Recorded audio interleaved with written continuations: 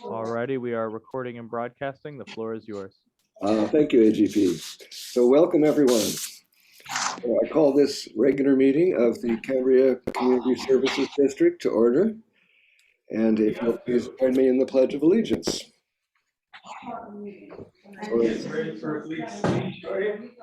Let's see, we need a flag here. Osana or Leah, or Haley or Leah, do we have any kind of a flag? We might not have. There we are. Okay, here we go. Okay. I pledge allegiance to the flag of the United States of America and to the republic for which it stands, one nation under God, indivisible, with liberty and justice for all. So nice to see everyone today. We're having a very well-attended meeting. I see that we have a quorum, all 5 directors present and accounted for. And in addition, we have GM Weigel, staff, and finance manager, administrative manager, Pam Duffield. We also have our consultant, Alex Handler, and we have both the board, the district clerk and the other district clerk. I'm a little confused on that one. Haley Dodson and Leah Riedel. And then of course, we have Carlos Mendoza, our facilities manager, present, and present also, I see public safety, we have Stuart McDonald. So welcome to everybody. Before we commence, may we have a report from closed session, please, Mr. Carmel? Thank you, President Howell. At the May 17th special meeting, the board had a conference with legal counsel regarding potential litigation involving the notice of violation issued by the Coastal Commission. The district intends to work cooperatively with the Coastal Commission staff to address and resolve the issues identified in the NOV. The district will be responding to the NOV and will post the response on the CCSD website. There's no action to report. Thank you. Thank you. Thank you, Mr. Carmel. I don't really have anything to say in the president's report at the moment, except that I'm glad that we finally reached the what we hope to be the culmination of this 218 process, and then we can move forward. So we will just commence here with the agenda, starting with the agenda review, additions and deletions. So fellow board members, do you have anything you want to delete?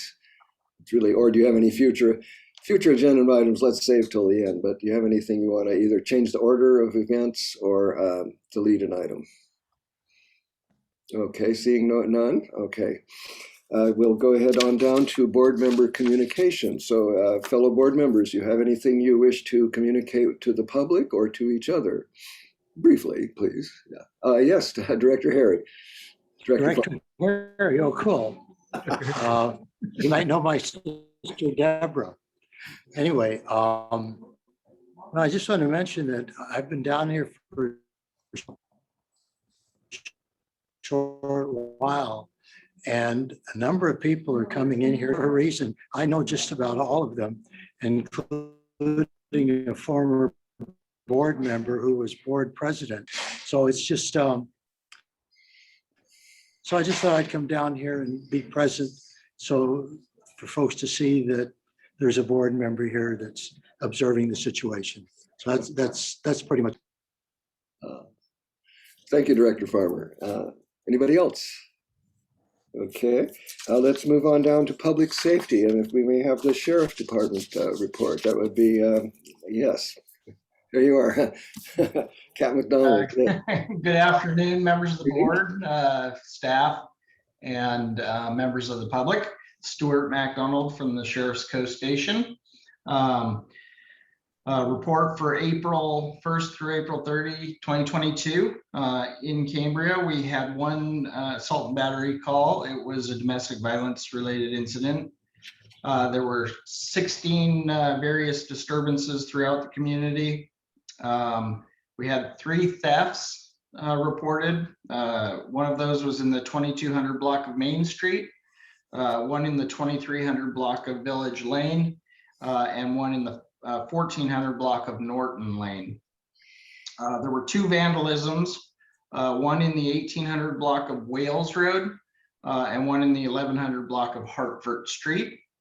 There was 1 mail theft I'm unable to determine the location of that. It was a little hectic here this morning, and I wasn't able to suss that information out of the computer. But there was a mail theft reported in the month of April.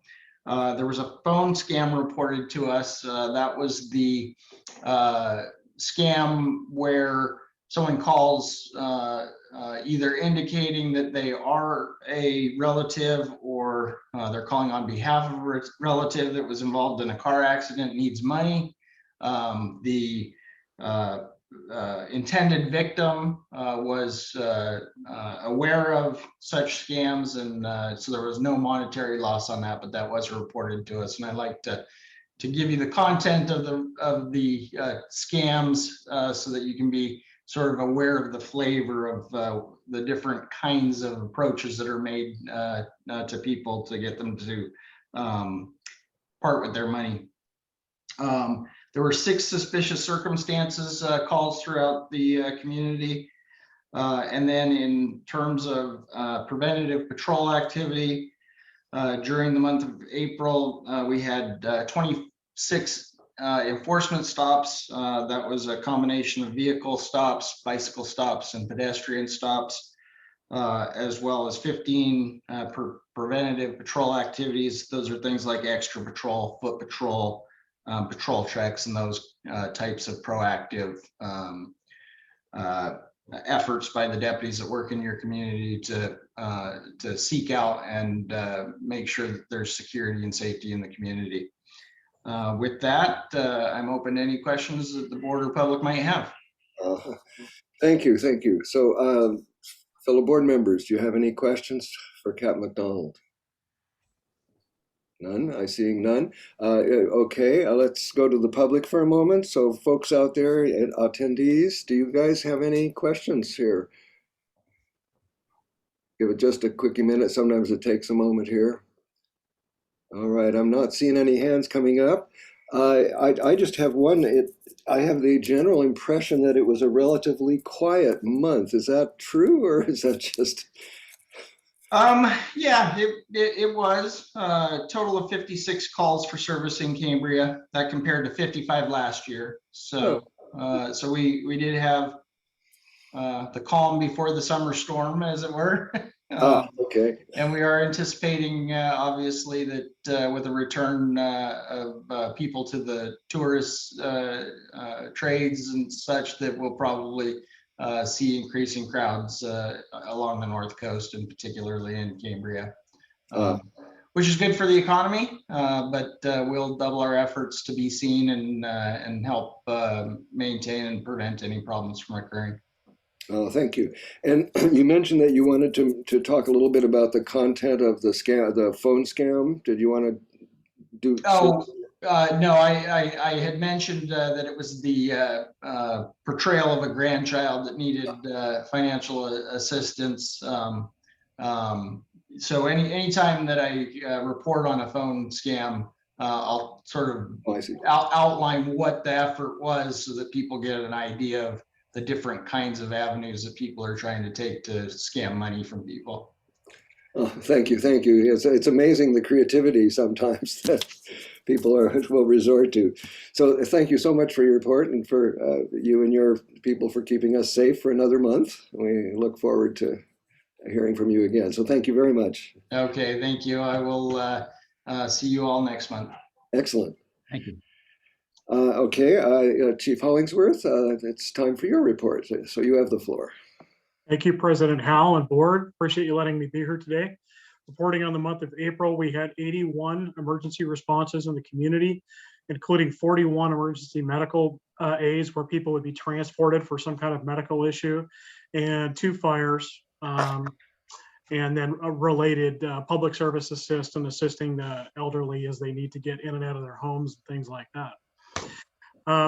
We are, just as a reminder, we are actively managing 4 grants that we have in place right now.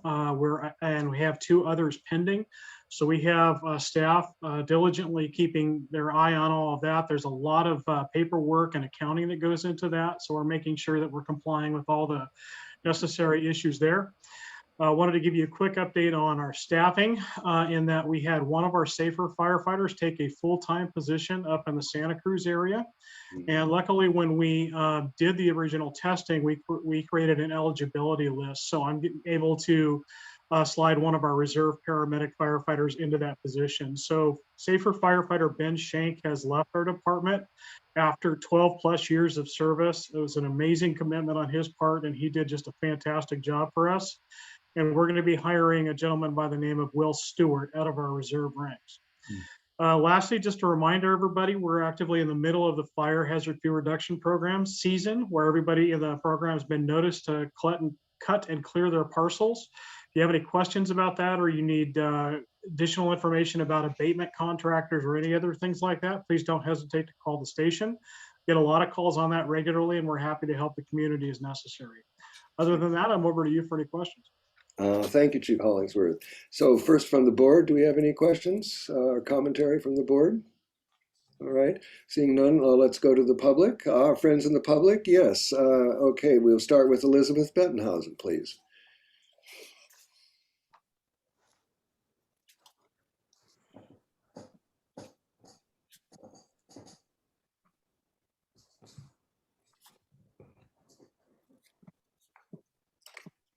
Welcome, Dr. Bettenhausen. Thank you very much. And congratulations to people working the unmute buttons and things and complicated system of life. I want to thank the fire department for coming and checking a smoke alarm and informing me that I was correct in my discernment of an insect. But I say that so that to alert the general public, you can be alarmed by your smoke alarm because of bugs that either have a negative attitude toward you or are just checking out the light beam inside the smoke alarm.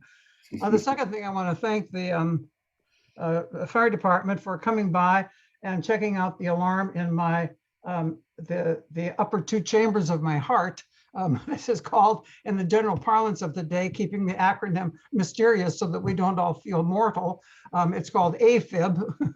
And I want you all to think a bit about what these acronyms mean, because we're all mortal, and we can have as we age, the heart can wear out, just like the whole maintenance question within the CCSD of the infrastructure. I don't want to use plumbing, but why not?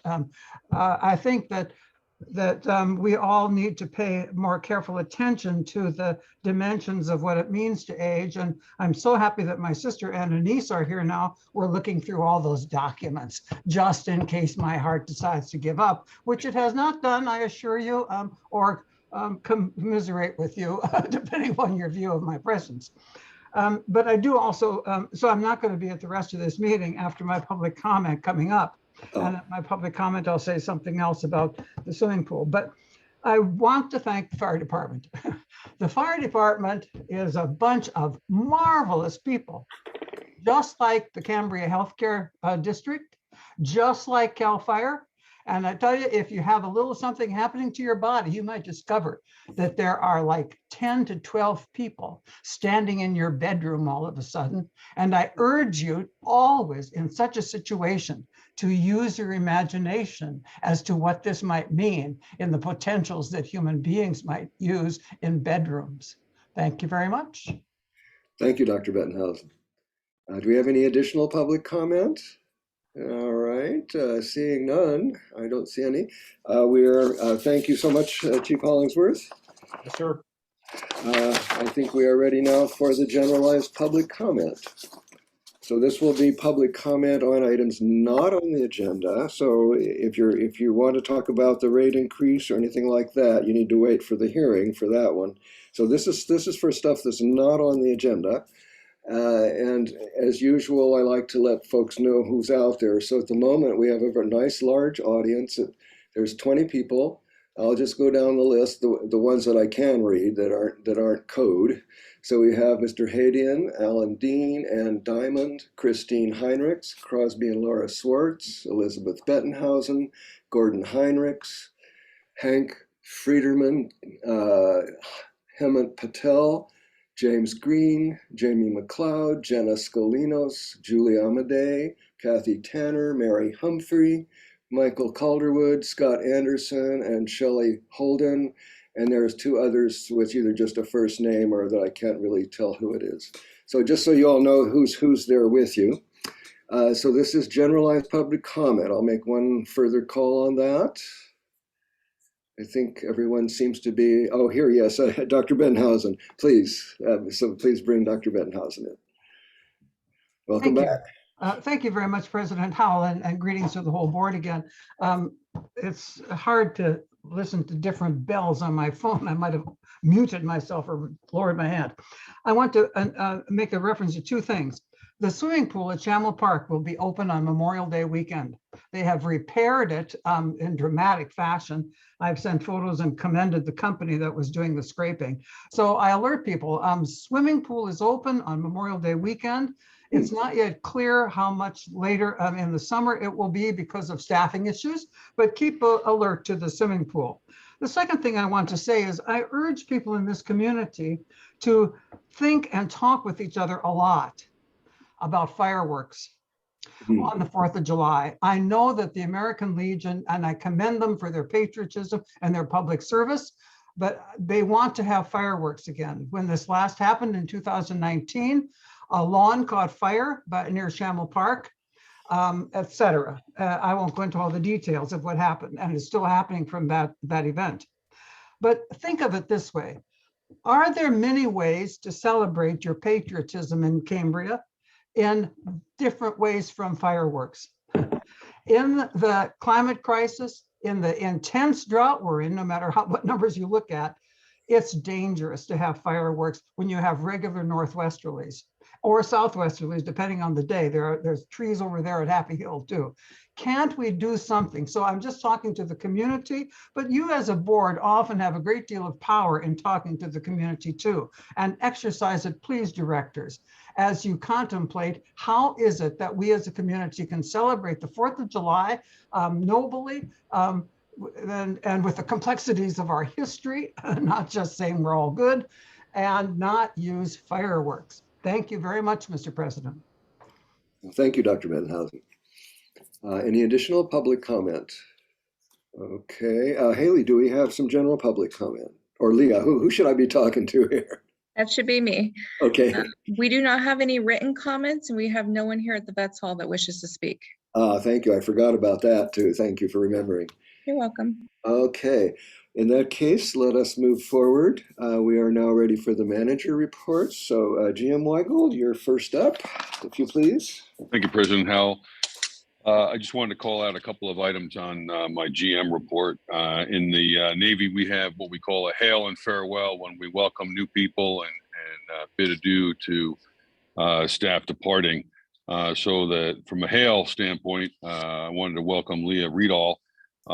And Leah is not only a Cambria native, but she's a prior CCSD employee on the staff, where she held the same role in 2000 and 2001. So she came in, I think she started bossing everybody around right away, and knowing her way around.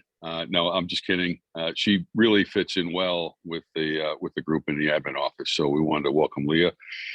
And then from a farewell standpoint, we are bidding adieu to Fire Chief Hollingsworth, Sir William to some.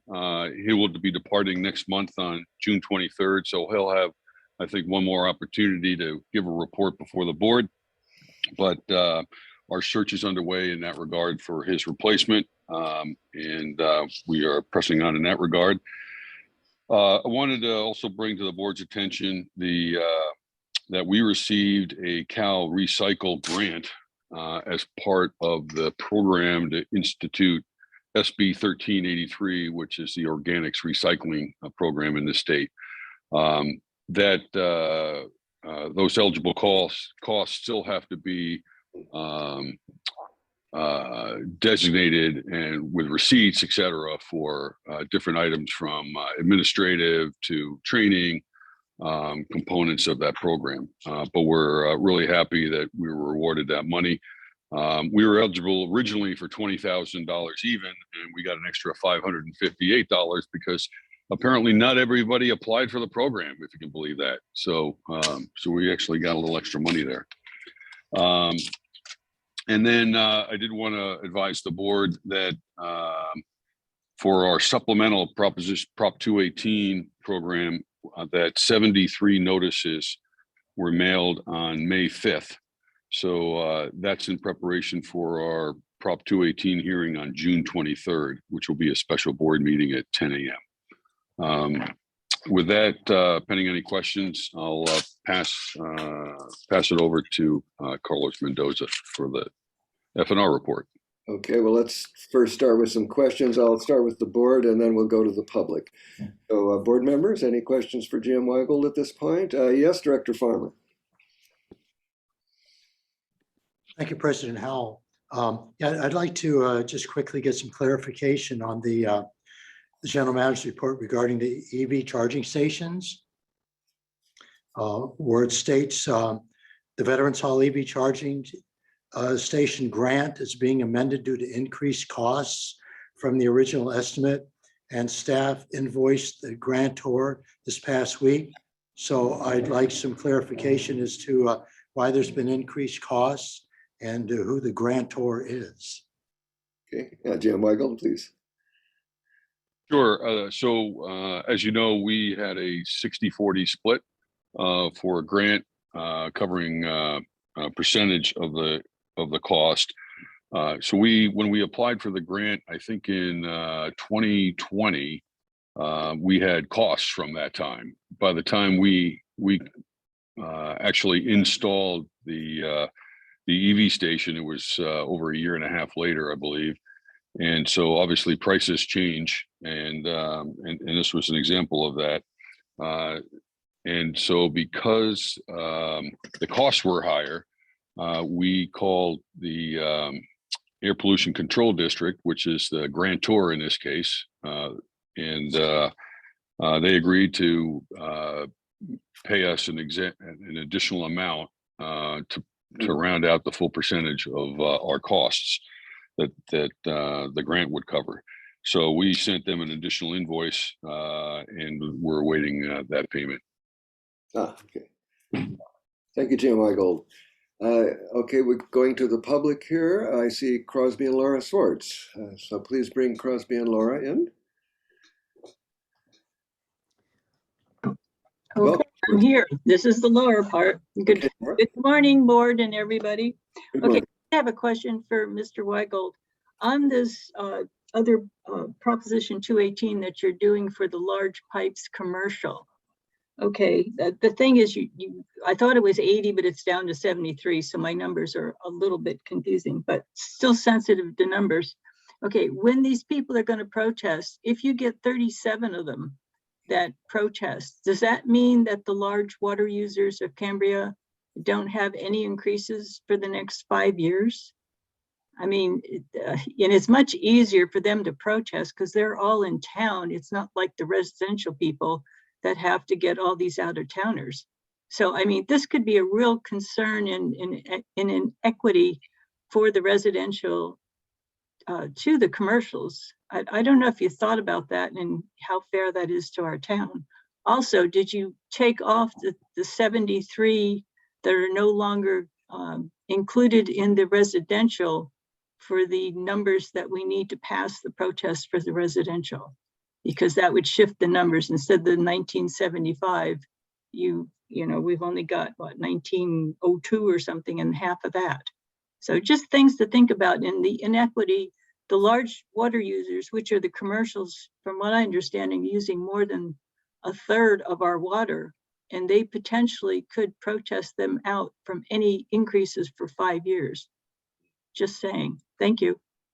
Thank you, Laura Swartz. Normally I wouldn't do a back and forth on this, but on one point I will, and then I think later maybe it would be appropriate for Mr. Handlers to answer this question. But as a reminder, the supplemental protest is only related to the fixed charge, the monthly charge that is not related to usage, only the fixed charge for meters 1 inch or greater. So it doesn't mean it's not all the water that the commercial users. The issue is only the fixed charge. But let's go forward and take everything, and then we can deal with the questions as a group. So I see Scott Anderson. So Mr. Anderson, please come in. Welcome. Thank you. Am I coming through? Yes, you are. Thank you. Well, so I'm going to ask the same question I've been asking for 3.5 years, and actually with a little more specificity this time. It's my understanding that you and Director Farmer were going to get together and ascertain the expenses to date for the WRF since inception.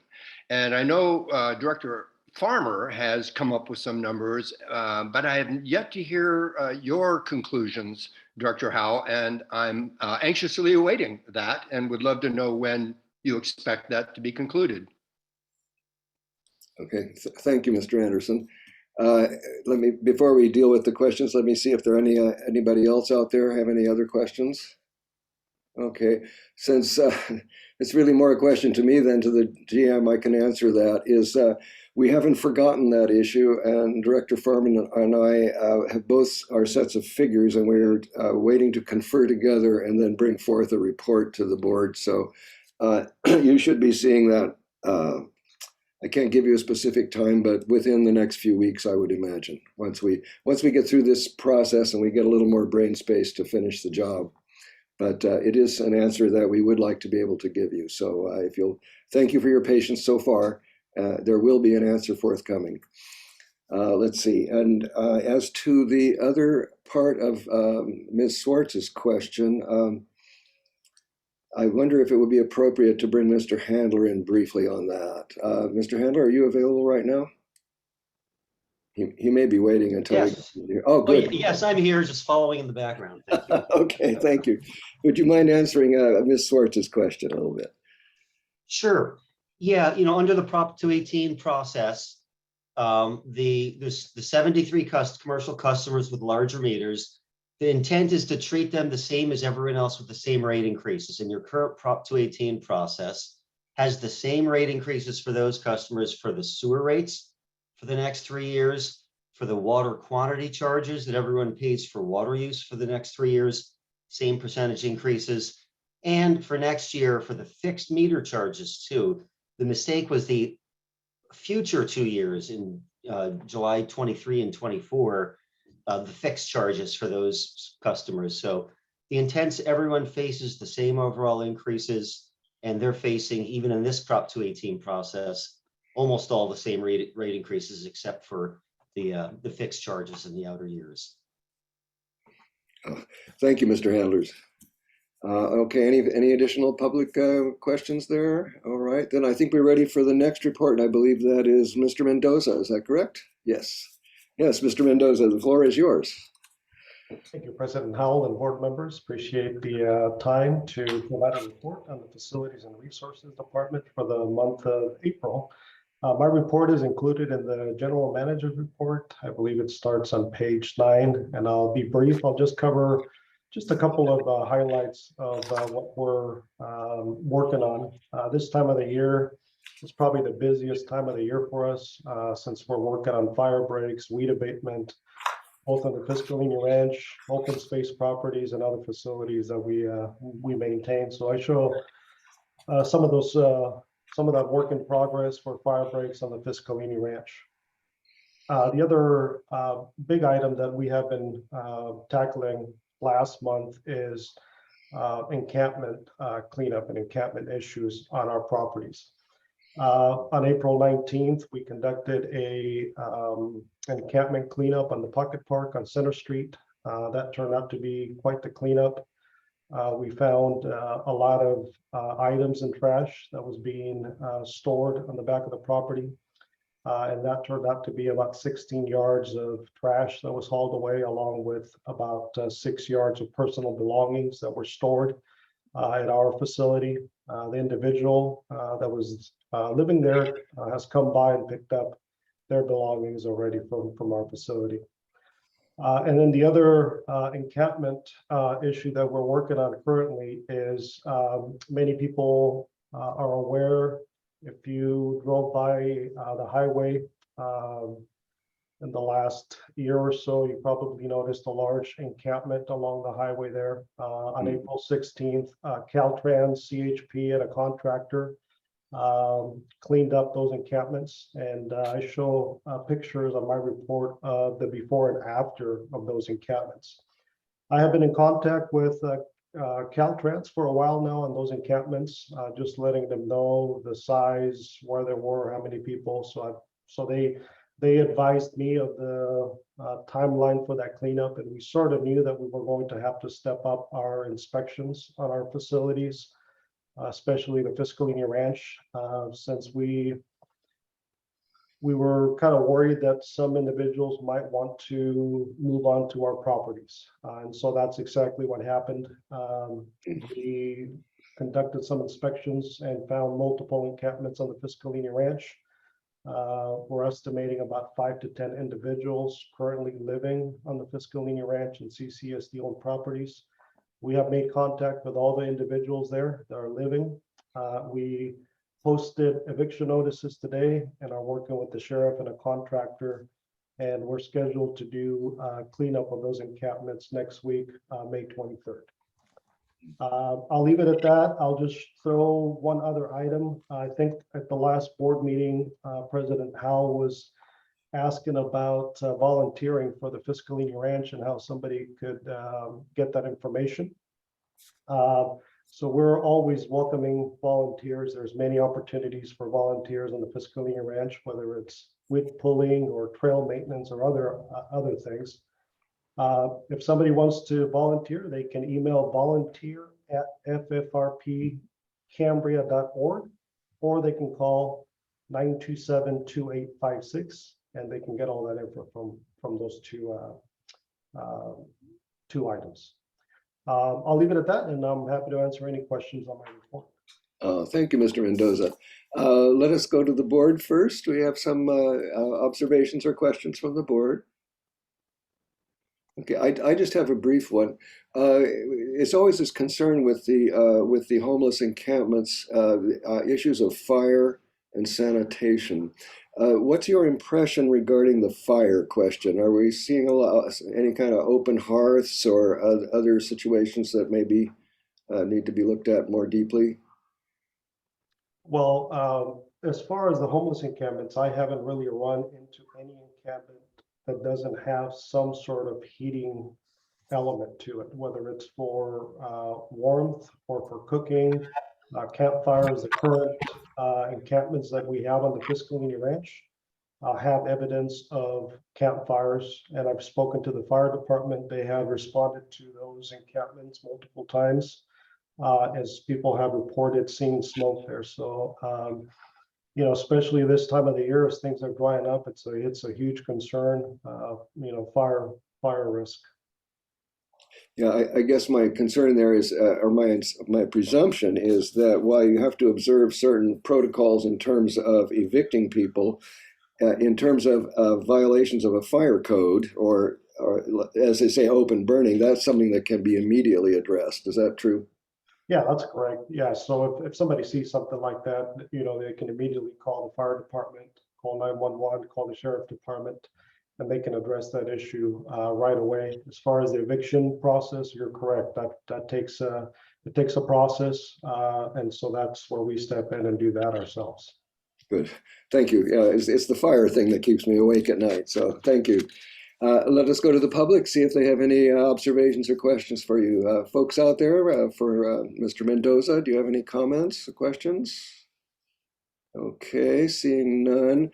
I'll call for any kind of written public comment after we finish all the reports, Haley. So let's move on then to the finance manager's report. Thank you, Mr. Mendoza.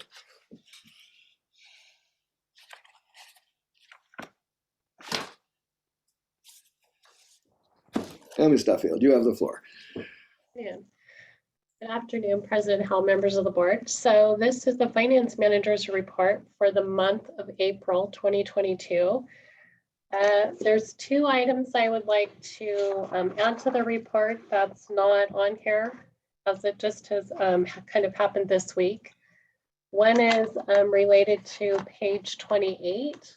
I've been carrying a note on this report for several months now in regards to the January 2021 storms that occurred here in town. Right. So just this week, we were able to complete 5 of the 21 projects that we submitted to Cal OES for reimbursement relief. They have completed their analysis on our costs, and they are forwarding those up through the upper parts of Cal OES to try and get approval for those. So today they've approved proceeding with reimbursement for replacing the entrance gates that were damaged at the rodeo grounds facility. The repairs to the Santa Rosa Creek Trail that facilities and resources staff did in-house.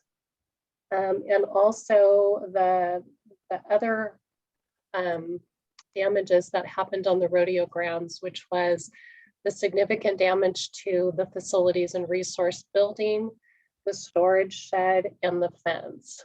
So all of those have they kind of get approved by the rep that were assigned from Cal OES, and they gather all the paperwork, and then that gets submitted to their superiors. And then once that gets approved, or they have any questions we can answer, once that happens, then it'll forward to finance. And then we might start to see some reimbursements coming our way. So it's kind of an update to having no information on this topic for so many months. So things are progressing.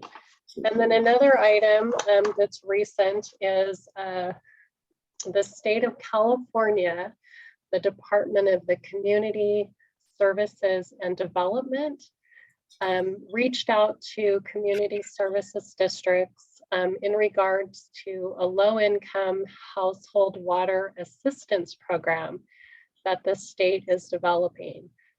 So this is to help low-income ratepayers with their water and wastewater bills. Our role in this whole process is to receive the payments. We have to sign up for a direct payment agreement. We receive the funds up to $2,000 per household if they can prove that they qualify for this program, and they can prove they're in an arrearages status or past due status. That's nothing that the CCSD has to qualify the resident for. It's totally done through the state and their consultant. Mm-hmm. We're just the beneficiary of the funds. So we would be responsible to receive those funds per the account that is listed for, and then report out to the state how those funds were applied to the account. So there's still information that's forthcoming. The state thinks that sometime the middle of June, they will have all of their social media campaign developed, and they'll be rolling that out to the public. So at the point in time when we get that information, we'll work to get a page on our website so that people can get that link, get involved in the program and see if they qualify for the program, and hopefully that'll help people that are really struggling, through all this COVID time. So anyways, that's all I have to report. I'd be happy to answer any questions that you may have. Thank you, Ms. Duffield. Questions from the board? Okay, seeing none at the moment. So just to kind of reiterate, the way I'm understanding it is that these folks that might qualify, this will be something they will get information around mid-June. It'll become available on our website as to how and how they should contact and who they should contact, and the kind of information that they'll need to provide. Was that be a true statement of what you're just kind of summing up what you just said? Yes, that's correct. The state of California has hired a consultant to manage this process. So they're still in the process of developing the contacts that, people need to get in touch with to determine eligibility. So it's still kind of happening as we speak. I don't have a huge amount of details on the consumer side. We have more details on, you know, the direct payee side of all of us receiving funds. They've set up that side of the program a little bit more than they have on, you know, the process for, you know, the residents to call and to apply. Okay, excellent. I just mainly trying to figure out if there's anything that the current board ad hoc needs to do. It's actually Director Farmer and me, but we haven't done any work on this for a couple of years. So it sounds No, like it's not a discount that the CCSD will be offering.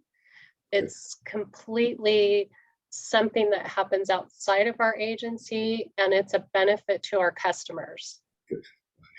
Thank you. Just wanted to get crystal clear on that. Just make sure there's nothing that you're waiting on us for. No. It's completely in the hands of the state. We're just going to benefit by helping our customers get out of a past due status. Excellent, excellent. Good news. Okay, well, that was the board question. Do we have any questions from the public? Again, I'm not seeing any. So thank you, Ms. Duffield. Thank you very much.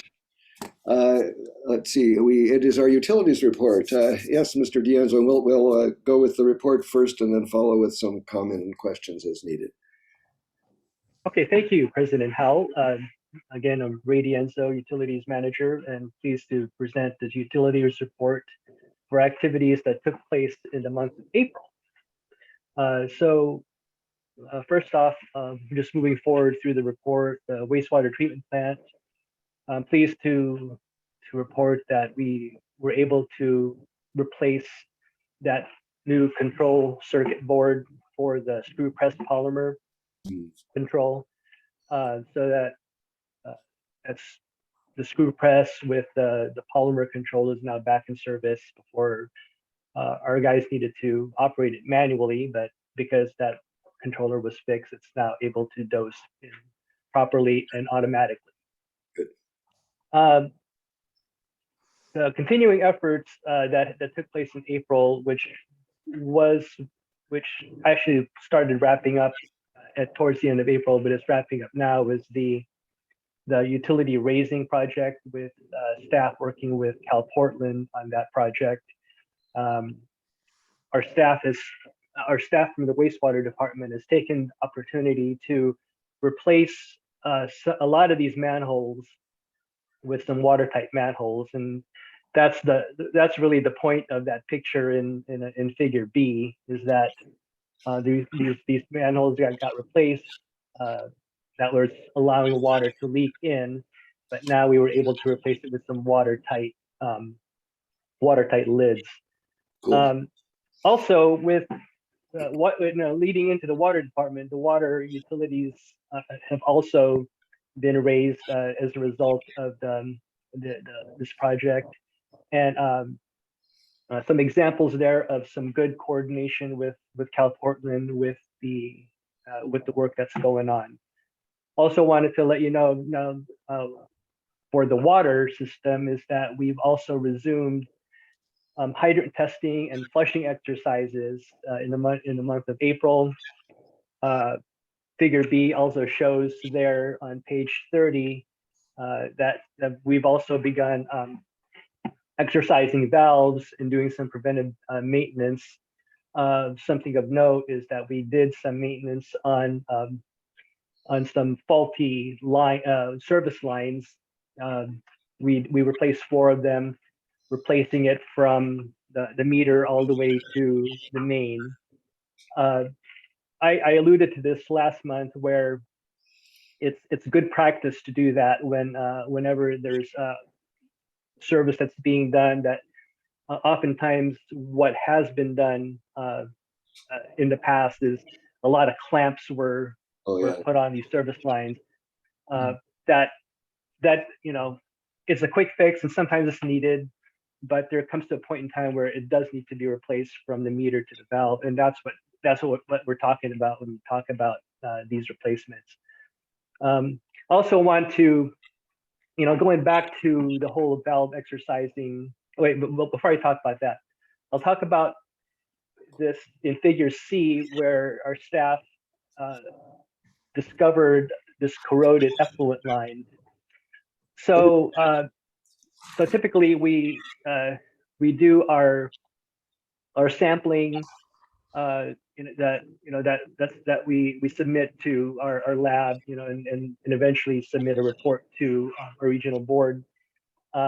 This particular effluent line, the staff found that it was starting to corrode, as you can see there, and it's again, the corrosive nature of just environment that we're in, and this is over in the San Simeon well field.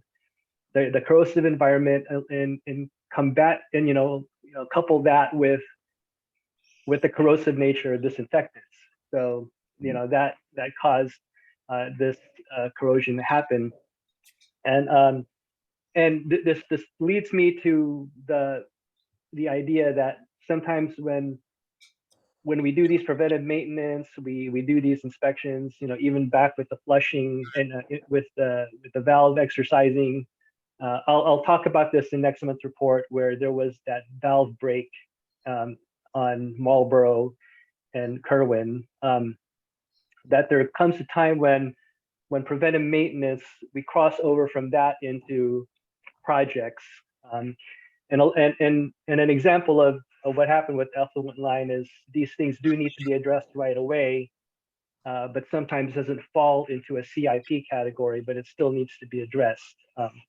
So that's an example of that. And also another fun project that was done, is shown here in Figure D in your packet, was, and this is something we bring this up because this is something that we see on a somewhat regular basis, where there's dissimilar metals. There was we have brass fittings, and then we have galvanized couplings or fittings that get kind of connected together, and it ends up corroding.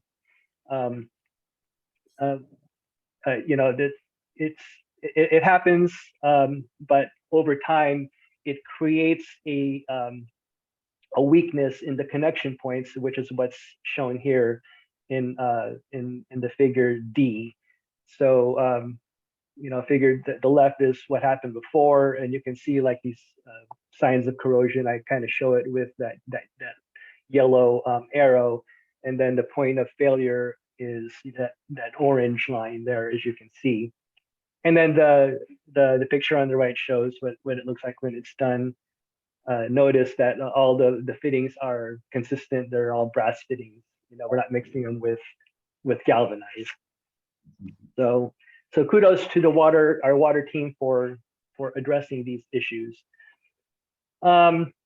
Page 31 of the packet just shows our water supply status. San Simeon Creek levels are trending below average, but we are finding that it is tracking similarly with 2021. And then also there's a list of activities there from the water department from that table.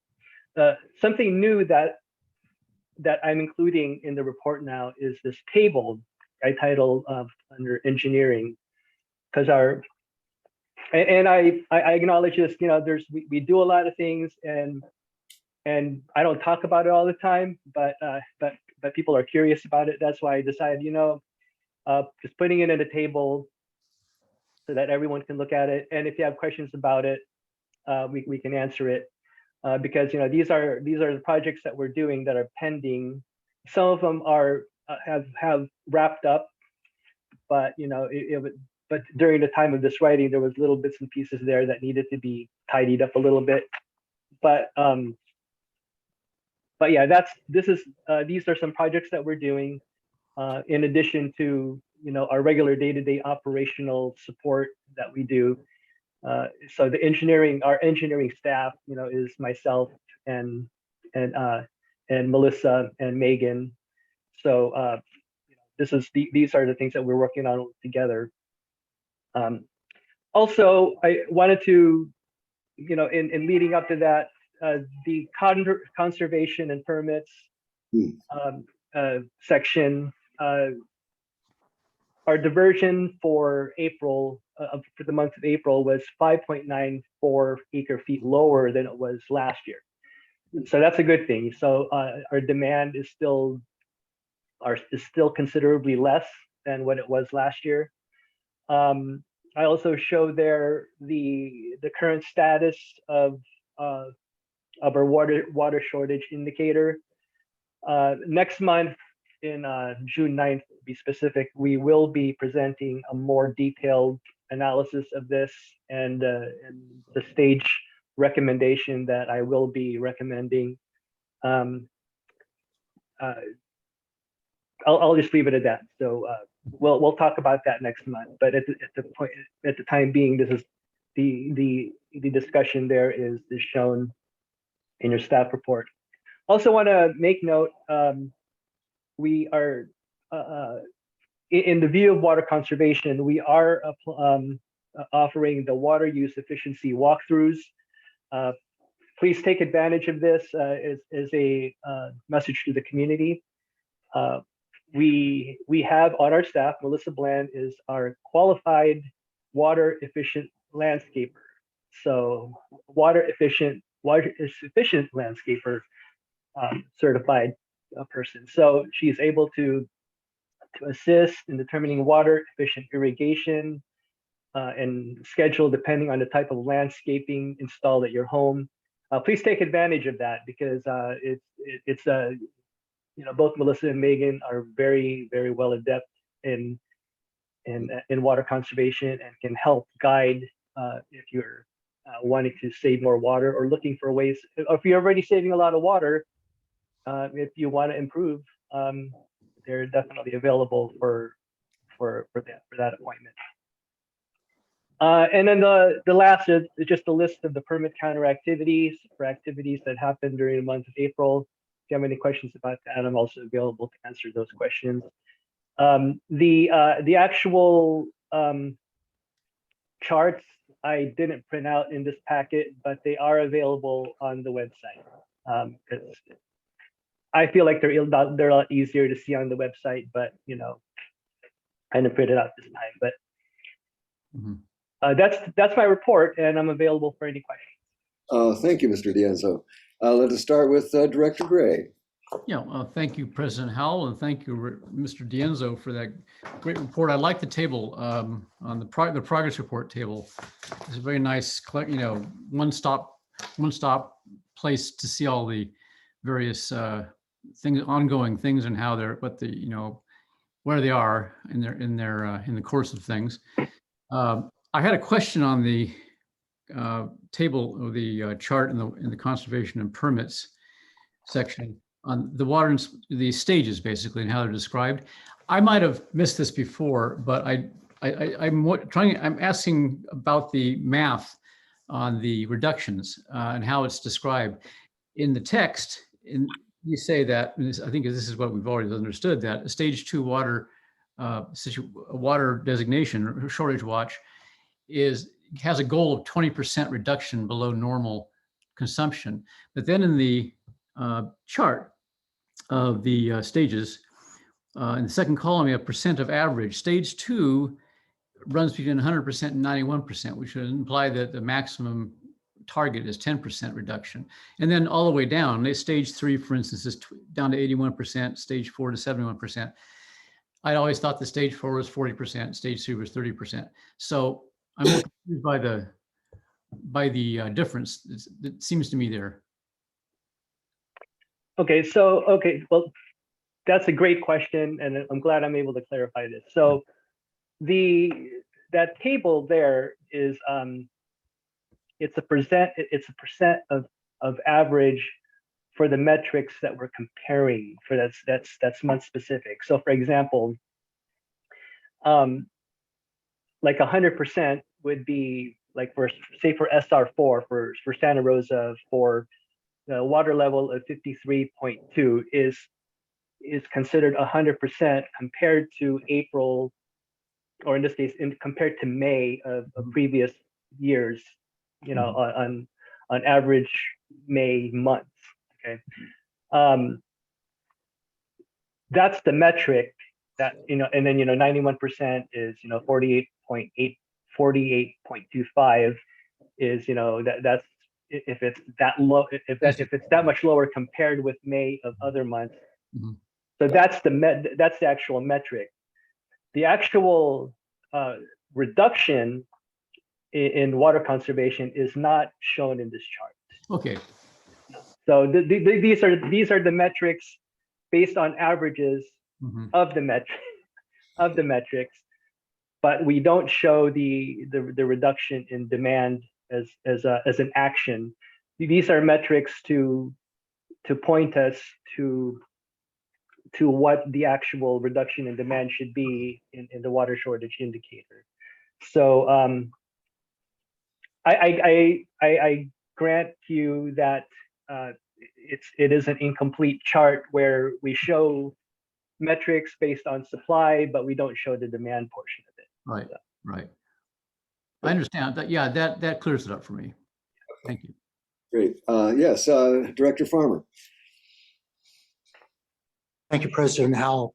First, I have a couple of items, but I just want to commend the field staff in both water and wastewater, having to deal with a number of unexpected problems in the last, let's say, last couple of weeks or so. We've got a great staff out there, and so I just want to acknowledge their work. With regard to the engineering projects on page 32, the last one in the column there, pilot project for zero liquid discharge for brine and WRF. So I know this is a pilot project. Can we get any kind of idea as to how the district is hoping to be involved there? Is there some kind of time frame with regard to moving further into exploring this particular possibility? Yes, go ahead. Okay. Okay. Yeah. Yeah, I can answer that. Well, we're still awaiting word from the National Alliance for Water Innovation to see whether the project was approved for the grant. So until we get word from them, I anticipated we were going to get word sometime in the summer, but I wasn't given an exact date of when that was going to happen. So I anticipate that once all the contracts and once approvals and scope of work is defined, and once the project is awarded, these will go before the board, because we would still need board approval to formally move forward with these agreements. Although they've assured us there would be no cost to the district. Thank you, Mr. Dienzo. Ed? Thank you, President Howell. Just out of curiosity, Ray, has this particular process been proven so far to actually work? Can you give us any particulars on that? So my understanding is that there's versions of this project that is being done in Ventura. But it's not exactly the same project as what we're proposing here. And it's also my understanding is that a lot of this technology has been tested in a lab, but it's not been tested in an industrial format. And that's why this would be a really excellent pilot project to do, and to actually test it in a municipal industrial project like ours. So yeah, and it's a lot of it is, they were able to verify good results in the lab and in small case studies, but this will help us move this forward if it does work in a municipal context. Okay.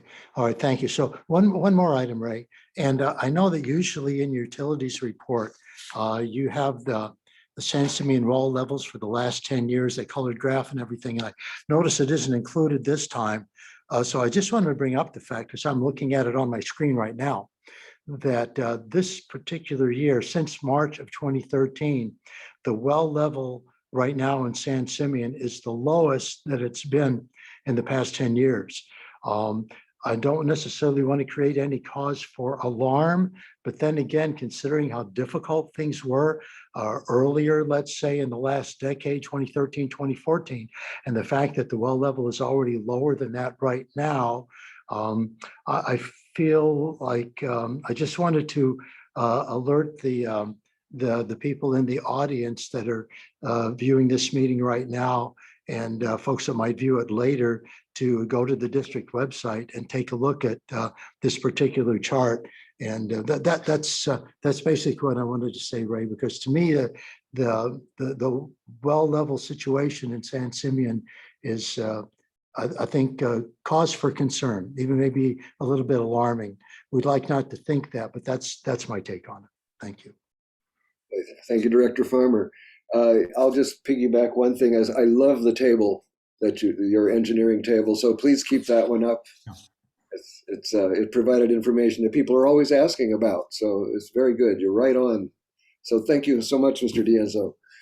I think, we need to take public comment on this. So folks out there, there's 23 of you now. Do you have any commentary? Questions, comments? Okay, seeing none. Haley, do we have any kind of commentary on the manager's reports? We have no written public comment and we have no one at the Vets Hall that wishes to speak. Okay, thank you. You're welcome.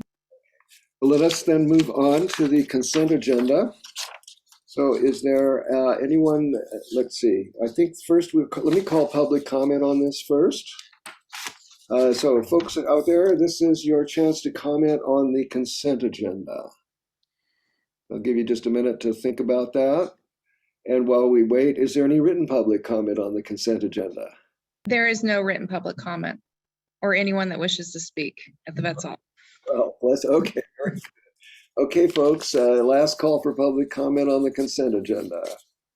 Okay, seeing none, let's go back to the board. Do any board members wish to well, first of all, to pull anything for actual vote? Okay, seeing none, do we have anyone wish to just register a comment? Yes, Director Stidel. No? Okay. Sorry. Yeah, okay. So your hand is still up, Director Stidel, and I didn't hear you. Okay, we're good. I said no. Sorry, I was going to make the motion. Oh, okay.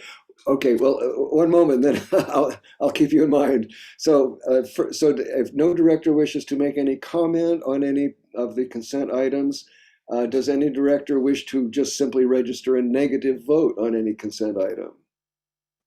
Okay, seeing none. Okay, Director Stidel, we're ready for your motion. Thank you, President Howell. I'd like to move approval of the consent agenda items 6A through F inclusive. Thank you. Seconded. Okay, seconded by Director Gray and also then thirded by Director Dean. So I think since this is consent, we're not really going to debate it. So I think it's time for the roll call. So Haley, would you be so good? Yes, Director Stidel? Aye. Director Gray? Aye. Director Farmer? Aye. Director, let's see, where are we at? Director, or Vice President Dean, sorry. Aye. President Howe. Aye. Okay, motion passes unanimously, 5-0. Thank you, everybody. And at this point, we are ready to open the public hearing. I'd like to beg your indulgence for 3 minutes. I need to take a short break, and I'd rather do it now than in the middle of the hearing. So with you, do I have any objection to well, let's say 5 minutes. Is that all right with everybody? Okay. Okay, we'll be in recess for 5 minutes, coming back at 2:16.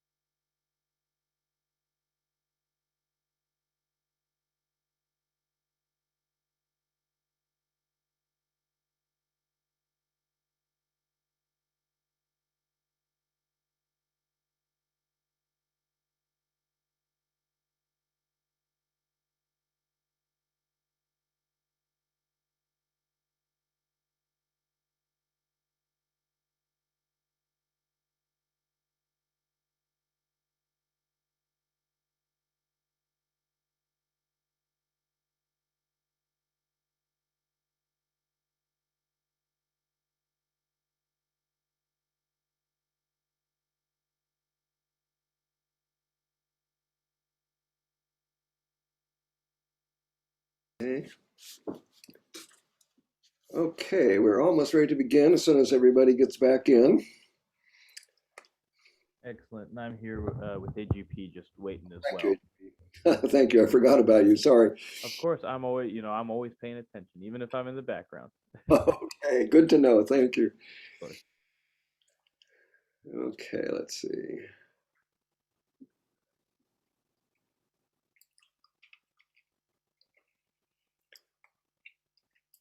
Okay.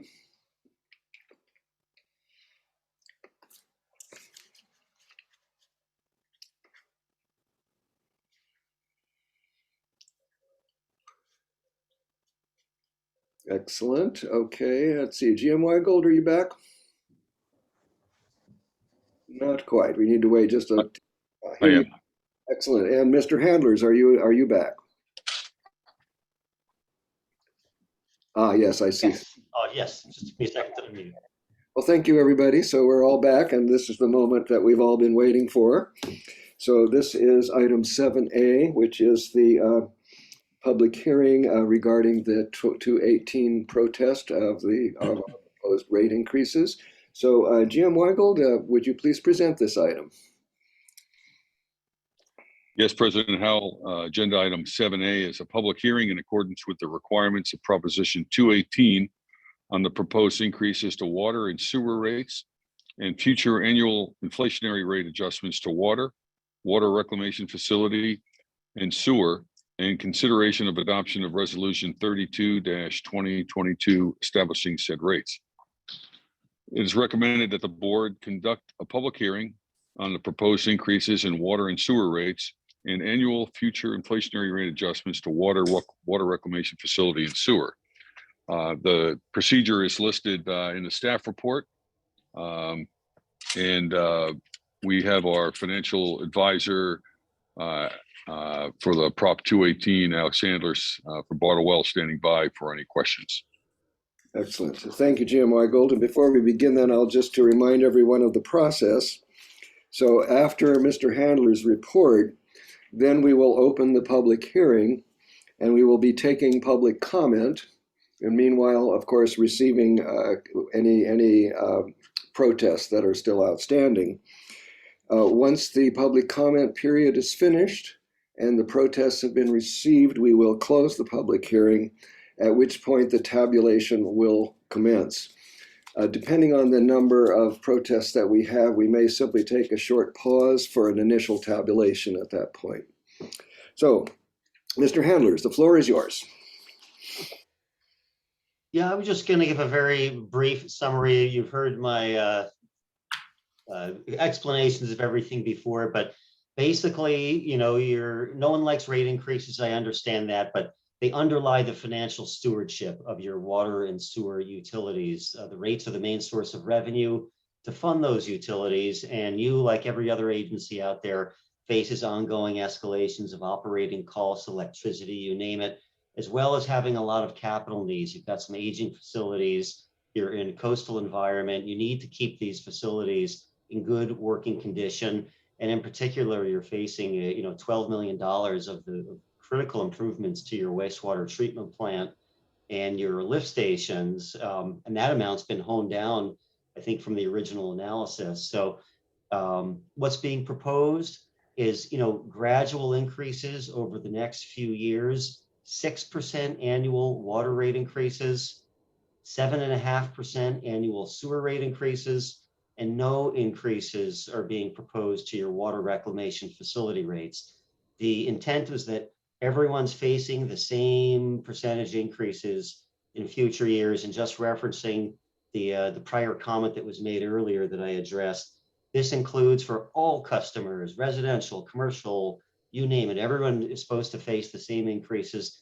And in this Prop 218, they do for all the water quantity charges, the fixed charges. There's a small number of customers, again, 71, that this is for the outer future years. There's going to have to be a correction for theirs, but they're facing the same rate increases as everyone else on the water quantity charges and the sewer rates and the fixed charges for next year. So that'll be addressed at a future board meeting, but You do need rate increases. It's just a part of the business. You need to keep your rates in line with the cost of service. And your rates right now are, in the middle of the pack compared to other coastal agencies. You're higher than some, but you're a lot less than others. But you've got to maintain the financial stewardship. So that's what I preach, long-term financial stewardship, and try to get there as gradual steps. So I'll just leave it at that and turn it back over to you. Thank you. Thank you, Mr. Handlers. So at this point, I'm opening the public hearing regarding our proposal to increase water and sewer rates over the next several years, as announced in the announcement that went out. When did it go out? At any rate, as previously announced. So this is the time now for public comment. And it can be for or against. So let us just commence. And welcome to everybody here. We're now at 19 folks out there. So we'll start with Crosby and Laura Swartz, followed by Christine Heinrichs. Good afternoon, President Howell and members of the board.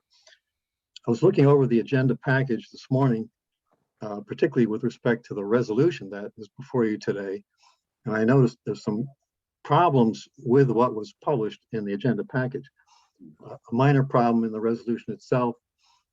On page 2 of the resolution, it's labeled Resolution 27-2018.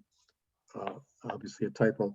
The major problem, though, is that the Exhibit A that's in the agenda package does not have the current rate increase proposals or the current dates for the rate increase proposals. It appears to be left over from 2018 and has nothing to do with what's before you today. So I would recommend that you adjourn this item to a future date until you can send out a corrected agenda package. I don't think you should be approving anything that has totally incorrect information in it. Thank you. Thank you, Mr. Swartz. Let's go ahead and take Christine Heinrichs, and then I have a question for Mr. Carmel. Chris.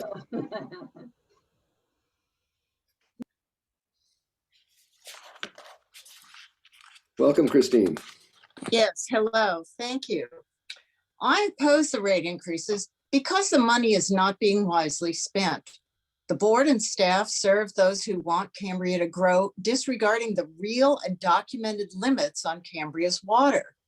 Cambria is damaging the coastal resources it is responsible for protecting by pumping water to serve even the current residents.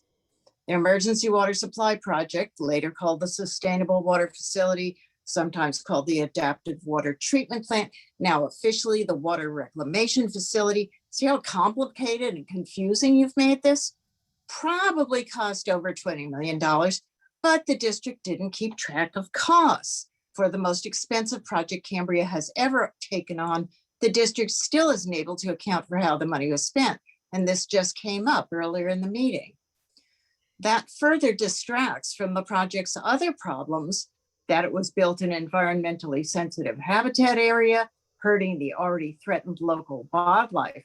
This isn't trivial.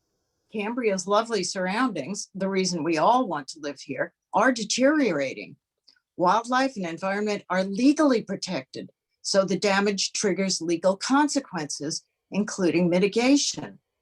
One part of that is the build-out reduction plan, costs for which will run into millions, also as yet uncalculated. The district is still 8 years after the project was built, unable to complete the required application for a coastal development permit. Prospects for completing even this application to the county are not good. In April, the board approved hiring another biologist to do the research and write the required reports, which were not completed by the previous biologist over 5 years of work. The project continues to cost around $1 million a year. The district decided to ignore necessary water and wastewater maintenance in favor of spending money on the EWS and continues to spend on it. Although no increases are proposed for the EWS, because of the way the district keeps the books, money collected for water can be transferred to the EWS. The district's failure to protect its coastal resources has invited the Coastal Commission's notice of violation. but it's not posted on the district's website, which directly addresses mismanagement of natural resources. The board has thus far failed to direct staff to resolve the violations by complying with the moratorium and not issuing will serve letters. Will serve letters lead to permits approved by the district and rubber stamped by the county. They then go to the Coastal Commission, which denies them. That's an expensive process, and the lack of commitment to protecting resources invites other lawsuits. By continuing to issue will serve letters, Utilities Manager Ray D'Enzo issued another in April, as shown in his report. The district indicates that it does have adequate water for new users. Those who want to build are encouraged, and when their plans don't work out, take to the courts and drag the district in. It's more money spent without any benefit to the water and wastewater infrastructure.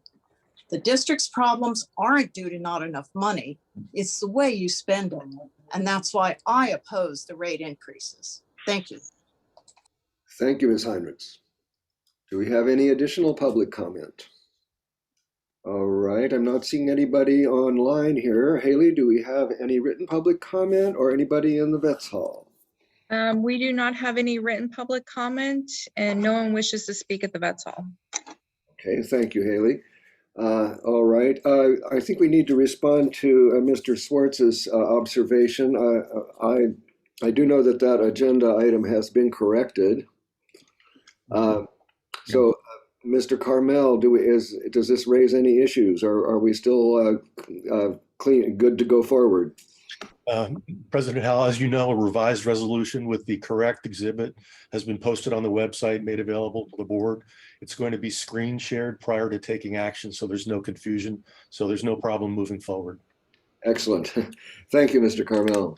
All right, this is the last call for public comment, folks. This is your last chance to speak in on this. Going once, going twice. Seeing no further public comment, I hereby close this public hearing. And we will now commence with the, before we start the tabulation, GM Weigel, would you please introduce our tabulators?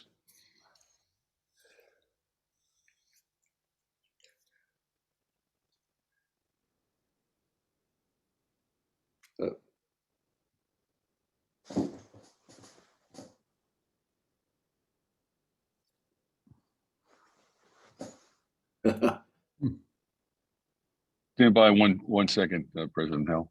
No problem.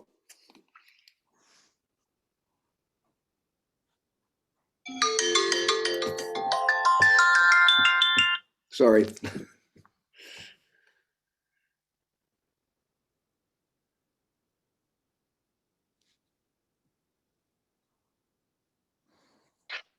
Okay, thank you, President Howell. We're just confirming the correct pronunciation of our outside observer, who is Erica Interlead from Pismo Beach as the clerk there.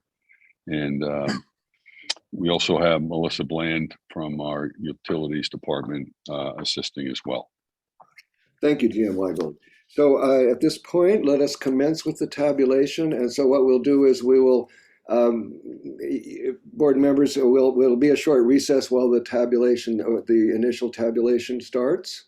And then, so folks, you can begin, and we will, we'll kind of put off. Oh yeah, go ahead, GM Weigel. Do you have something to offer there? I'm not sure we need a recess.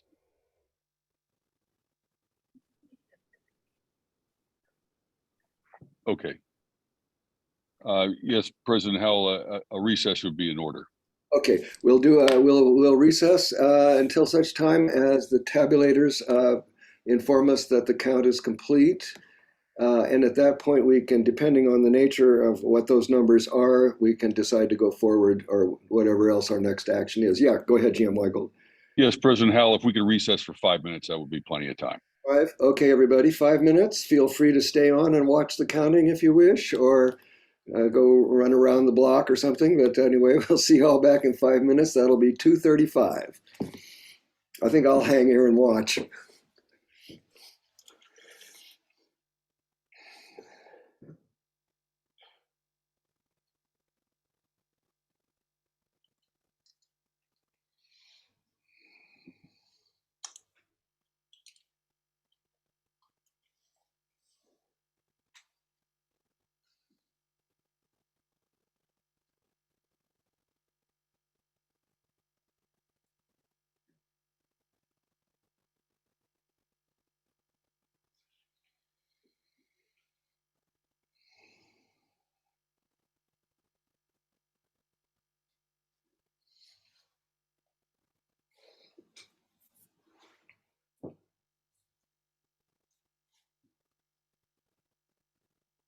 It's frozen, that's why.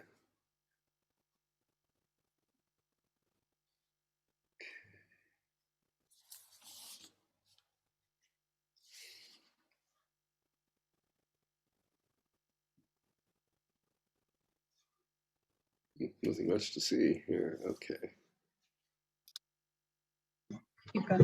AGP, are you there?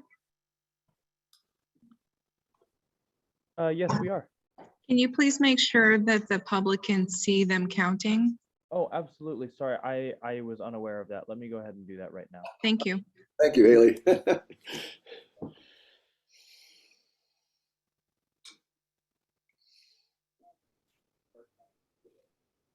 President Howell, their screen actually appears to be frozen on my laptop. Same with mine as well.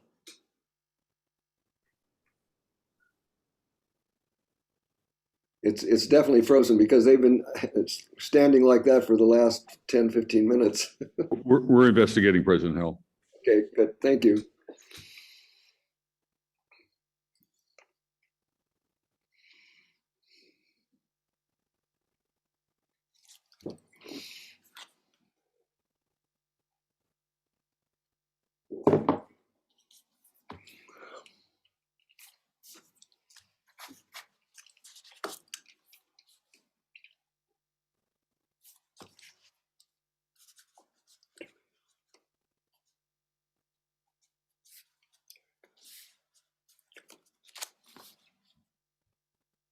There we go.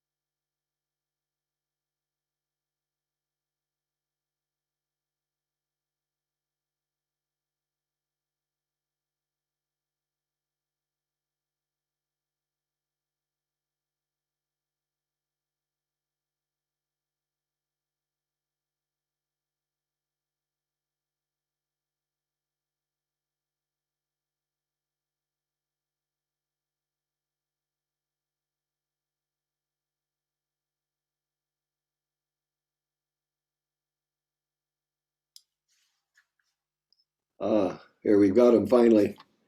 Okay. Laptop I used was working the entire time up until the count, so I'm using my personal laptop here. So hopefully that'll work. Thank you, Haley. Okay, so they're gonna start the count now. Oh, great. Excellent. As we watch. Okay, thank you very much.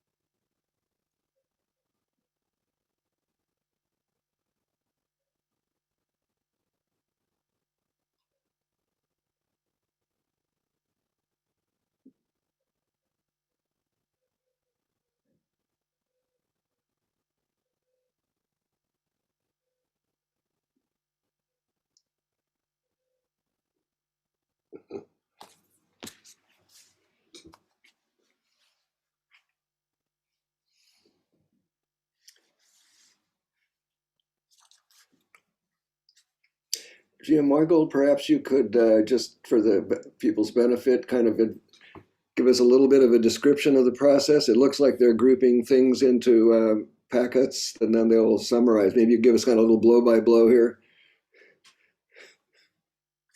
Oh, you're muted. You're muted, John. There you Sure, go. I'll do my best. I'm not a live sportscaster, but they're counting in groups of 100, which they did originally. So they're double checking that count and each double checking each other. So they're doing that. We did have a couple of protest forms that were dropped off at admin after the meeting started. Those individuals refused to deliver it to the vets hall. So we took those and those individual protest forms were photographed and texted to me, which I passed on to the women with the count. So those we are taking those into account that were dropped off at admin after the meeting started.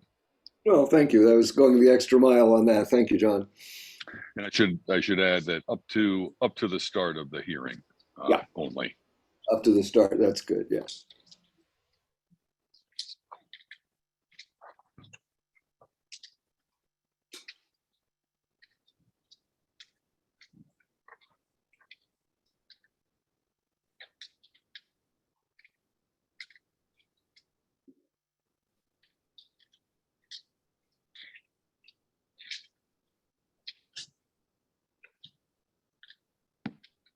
So President Howell? Yes, Director Farmer. Yeah, I'm going to vacate the premises down here at the Vets Hall, and I should be home within the next 10 minutes. And if you need to move forward with the next agenda item, just go ahead and do that, and I'll join you as quickly as possible. Okay. Okay. Thank you, Director Farmer. We'll see you back here as soon as you can get back. All right. Thank you.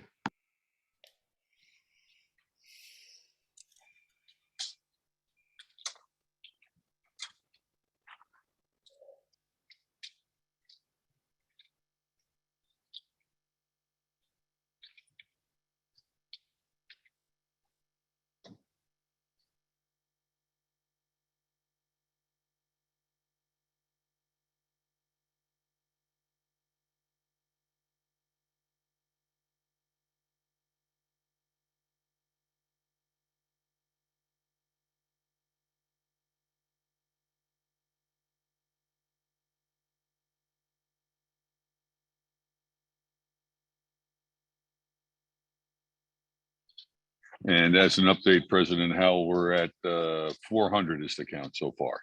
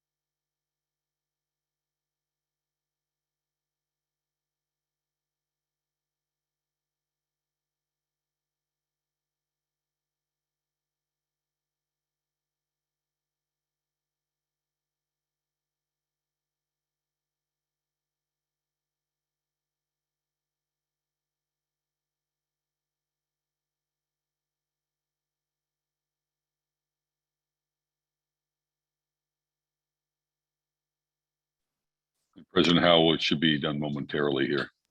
Thank you.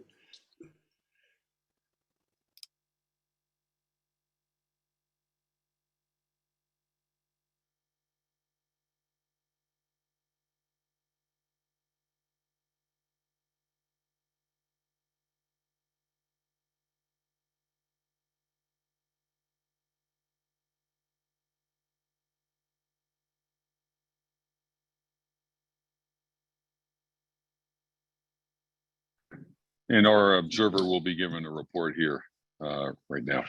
Excellent. Thank you, GM Weigold. Yes, well, Ms. Interleaf, thank you so much for your work. So yeah, what do we have? Good afternoon, President Howell. Thank you very much for having me today. My name is Erica Inderlead. I'm the city clerk of the city of Pismo Beach, and I'm honored to be here today. The prima facie count conducted by myself and Ms. Bland indicates initially that we have received 500 writings that are apparent protests. Considering that the lowest threshold requiring full validation would be 1,979 parcels, my recommendation to the board at this time would be to consider all of the apparent protests valid, however insufficient. Thank you, Ms. Interlead. Thank you so much. And I think we will take that recommendation. I don't know that we need board action on that, or do we? Do we need board action, Mr. Carmel? No, we don't. The next step would be consideration of the resolution. Excellent. Thank you so much. Thank you so much for your service, Ms. Interlead, and putting up with all that. Fingers must be a little tired. Thank you very much. Thank you for having me. Jim Weigel, would I be correct to say that we retain these for a certain period of time? The protest form? Yes, President Howell, these are considered public records and they will be retained. In case anybody had any questions about that. Basically the 218 protest fails, a majority.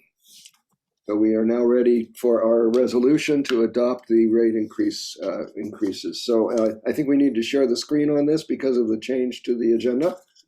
So Haley, I think that would be, yeah, thank you. Okay. Let's see, let's take a moment so everyone can see that. Not quite sure how to handle this part of the discussion.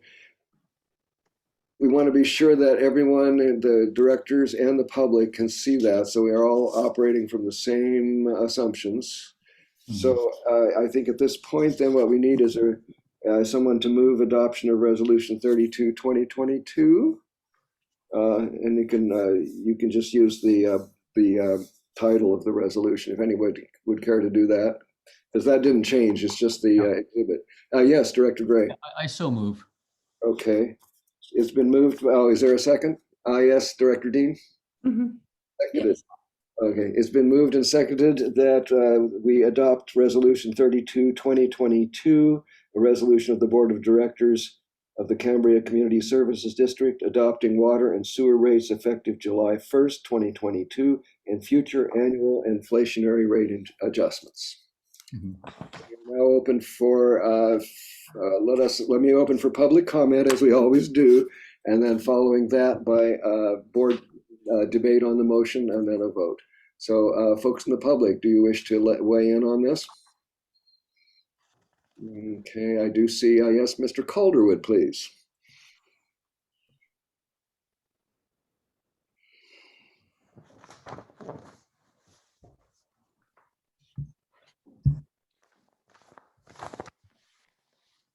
Welcome, Mr. Calderwood. There it is. Can you hear me? Yes, we can hear you. Okay, just a quick question. Are you going to wait for Director Farmer to return before taking this vote so that we can have it memorialized with the input from all the directors, or are you going to just go ahead without him? That was my comment / question. Thank you. It'd be nice to have his vote on this. We could table this and move on until he returns. I'm a little bit in a little flummox there. Thank you for that, Mr. Calderwood. It didn't really occur to me. Well, let's see if we have any debate. Let's just see how far. Does any of the board have any other issues or anything you wish to raise regarding this? Okay. I'm going to ask our Mr. Carmel as our parliamentarian if it would be in order to table this until we finish the next item and then come back? That would be appropriate. Okay. Director Gray, is that a? That's fine. I just had a question, actually. I noticed a typo in the recital. I noticed the rate increases are necessary because of CCC's water, and there's comma and then a capital F, and sewer utilities. Probably should note that should be, that the extraneous comma and the F should be deleted. Where is that now? Well, I have it in the resolution, the text of the resolution I have, that's in the, and it may not be, did that get corrected in the revised version? Because I'm going from the printed version. It's the text of, it's the third of the recitals. Third down? Oh, okay. Oh, I see. Yeah. Oh. Pure typo. It's just a pure typo. It's not substantive or anything. And I was also. Oh, the F shouldn't be there, right? That's just right. That's just something that got left in. Okay, let the motion, let's amend it. If no one objects to that amendment, is deleting the extraneous F from the third paragraph of the recitals. Anything else? As long as we're.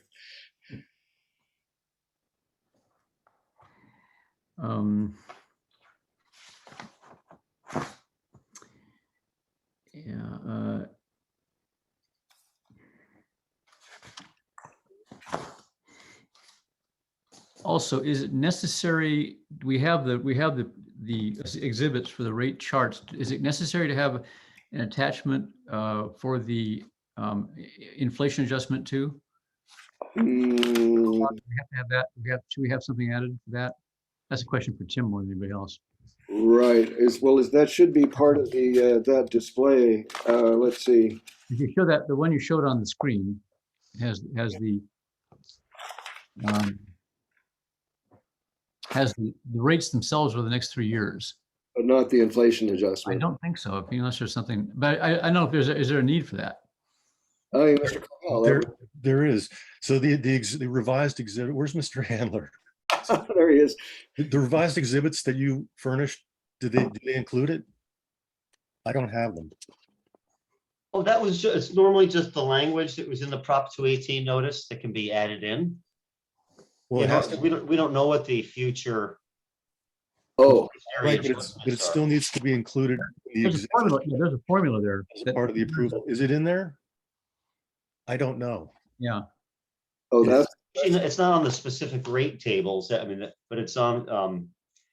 It's in the 218 notice. How it needs to be in it needs to be in the resolution formula. So it should be in the somewhere in the resolution how that formula works. Well, we better figure that out and then we can amend it. This is our chance. Otherwise, we got to come back and do this again. So, Alex, can you add that to the exhibit, please? Yeah. Yeah. While we're waiting for the other director, sure, I'll add that. I'll add maybe on a separate page. Can I just add the text on a separate page? Absolutely. Yeah. You bet. That's a good reason to table it for now and come back to it. So let's give Mr. Handlers a chance back to. In a couple of minutes. Yes, thank you. Thank you for noticing that, Director Gray. Thank you. Director Gray. Yeah, Haley.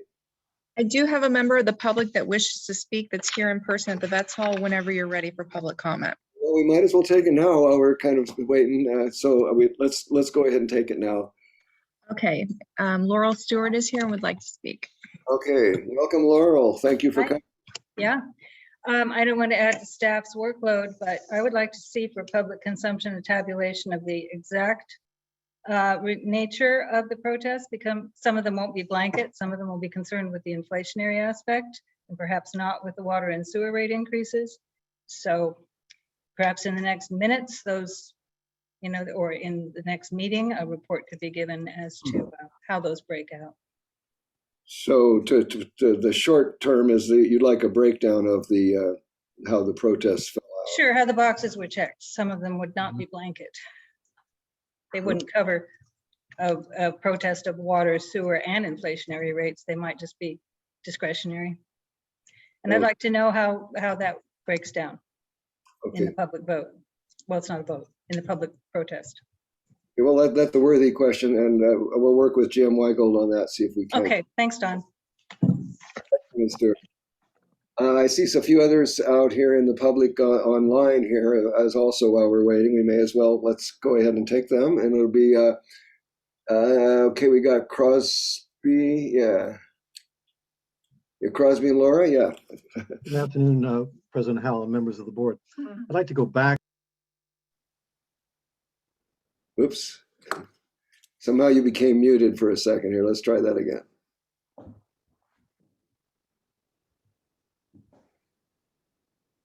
Okay, can you hear me now? Yes. Okay, I'd like to go back to that third item of the recitals. I saw that typographical error in there before, and I assumed that it meant WRF, which would be the water reclamation facility, since you are raising rates on the water reclamation facility, particularly in the 4th and 5th years. So I think you should reconsider restoring the WRF into that recital. Thank you. Well, thank you for that observation. I think that Carmel, I think that's probably a good idea because the inflationary increase does include the WRF. If you look at the next recital, it deals with the inflationary adjustment and includes it. Okay. Yeah, only was necessary, yeah. Got it. So yeah, that makes sense then. But thank you, Crosby, for that observation. So it's taken care of in the 4th recital. Okay, at this point, then, barring no objection, yeah, Haley. I believe Michael Calderwood wanted to speak as well. Oh, okay, I We see. just brought him in. Well, thank you. Yes, Mr. Calderwood, welcome back. Apologies, I forgot to lower my hand. Oh, that's Thank you, all. Haley, for your observance. Thank you, Haley. Okay, so at this point, I think barring, let's see, let's do it this way. Oh, here comes Director Farmer, so maybe we won't have to table. But we do need to give Alex more time, so I think maybe we should table anyway till Alex comes back. So, Director Farmer, can you hear me all right? Yes, I can. Oh, good. I need to let you know where we are. So the protest failed. I forgot the exact number. It was 500 something. 500. 525, something like that. Okay. And then what we're doing now, there's a problem with the resolution. So Mr. Handlers is busy at the moment coming up with some corrections because we need to have it absolutely correct as we go forward. Otherwise, we'll have to redo the whole thing. So while we're waiting for Mr. Handlers, we'll table this item if there is no objection. So I'll do it that way. And then we'll go ahead and take the next item on the agenda. So if I'm asking unanimous consent to table this item until Mr. Handlers is ready. Okay, seeing no objections, this is tabled until Mr. Handlers comes back with with those corrections. So the next item of business is in fact 8A, which is the discussion and consideration of the third quarter budget report for fiscal year 21-22 and adopt resolution amending the fiscal year budget. So yes, Ms. Duffield, if you'd be so good as to perhaps present this. Would you like to wait on this since we may have a little bit of time to discuss this? Because I do have some discussion and I need a recommendation from the board. Okay. It might be lengthy and that way if Mr. Handlers comes back in, he doesn't have to wait on us to finish. Good point. Thank you. How about, I see the shortest item on here is 8C. Now let's take that first again, if there's no objection. Okay, that would be, this is to discussion and consideration of voting for a special district representative. So I think we should be able to deal with that one fairly quickly. So Jim Weigel, perhaps you could present this. Yes, President Howell, agenda item 8C is discussion and consideration of voting for a special district representative for the San Luis Obispo Local Agency Formation Commission, which is LAFCO. Staff recommends that the board discuss and consider voting for a special district representative to serve as the alternate seat on the San Luis Obispo LAFCO Commission. There are two candidate statements of interest for each of the two candidates, one being Ed Ebby and the other being Devin Capps. The board can will be able to cast a ballot for one of the two candidates or neither, if it so decides, And staff will respond through the board secretary and return the board vote to LAFCO via email by June 6th. Thank you, GM Weigel. For this, I think we'll go to public comment first, and then we'll come back to the board. So does anybody out in the public have anything to say about either of these two applicants for the seat on LAFCO or the alternate seat on LAFCO? Okay, I'm not seeing anything here. Haley, do we have anything written or in the Vets Hall? We have no written public comments and we have no one that wishes to speak at the Vets Hall. Thank you, Haley. All right, so we are at the, so I think, yes, Director Farmer, please. I just want to make a comment. One of the favorite columns that I would read in the funny papers, especially on Sunday, was Ripley's Believe It or Not. And to me, the one that I remember, I don't know how many people on the board or out there in the audience remember Ripley's Believe It or Not, but one of the things that stuck in my mind was the shortest name on a tombstone ever. And the fellow's name was Ed Eck, E-D-E-K. So I'm noticing here that Mr. Ebby is just like one letter off of that. I don't know if he's aware of that, but I just thought I'd throw that out to add a little humor, which to a meeting that seems to be having its a certain amount of confusion here. So just wanted to put a smile on somebody's face if just for a moment. Excellent. Thank you. Thank you. I think that what we could do here is if anyone wishes to speak for or against any of the candidates, and then we could entertain a motion to vote for one or another of them. I'm not quite sure how else to do this. Yes, Director Seidel. I believe that that is certainly a possibility. The other possibility is I don't believe we have to make a recommendation. That's right. And if that is the case, not being familiar with either individual, I mean, it would be throw a name in a hat and pull it out. And I don't know, I would just as soon not vote as to do that in such an arbitrary way. Okay, that makes some sense. Yes, Director Farmer. I'll second that. Okay, well, let's, if we take go, well, she didn't actually move it, but Director. Well, I move. Okay. How's that? Is that better? Great, yeah. So it's been moved, and then Director Farmer, that you wish to second that motion, is that correct? Excellent. It's been okay. It's been moved and seconded that the CCSD not express a preference for the LAFCO representative. So now we're open for discussion or debate. Okay, everybody seems to be okay.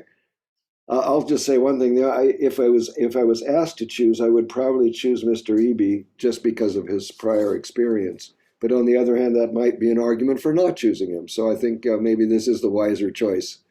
It's better to do nothing than do the wrong thing. So that's my, any other debate? Okay, Haley, I believe we're ready for the roll call. Sure. Director Seidel? Aye. Director Farmer? Aye. Director Gray? Aye. Vice President Dean? Aye. President Howe? Aye. The motion passes 5-0 to not express a preference for the LAFCO alternate special district member election. Okay, that took care of that. Now we're still waiting for Mr. Handler's. Well, okay, I'm going to leave it up to, oh, here he comes. I just want to say, I haven't done, I can't find the original resolutions on the website. I just wanted to put it in the same format. So that's why I was just scrambling in the background to find it. I tried calling the district, but couldn't get through. So that's my apologies for any delays on that. Oh, I no. have it ready to go. I just don't know what format it's supposed to look like. If someone can email me what the other one looks like, I'll just put it in the exact same format. Okay. Yes. Weigold or Haley? Yeah. Haley, it looks like you wanted to respond. I have Melissa Bland sitting next to me and she will email it to Alex. Okay. Thank you so much. You're welcome. And then Mr. Handler, so I think we can probably, at this point, I'm a little bit of a quandary because both items coming up, both could occasion a fair amount of discussion. Do you want to try to do 8B and see if we can complete that one? Okay, let us do 8B. So 8B, just to remind everybody, this is discussion and consideration to continue using a consultant to facilitate the semi-annual strategic plan update. So GM Weigel, would you please present this?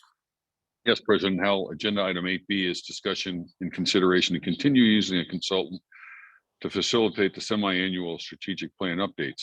Staff recommends that the Board of Directors discuss and consider the continued use of a consultant for the semi-annual updates to the strategic plan. Just as some background, we do have a 45-day cancellation notice ahead as part of our contract with the consultant.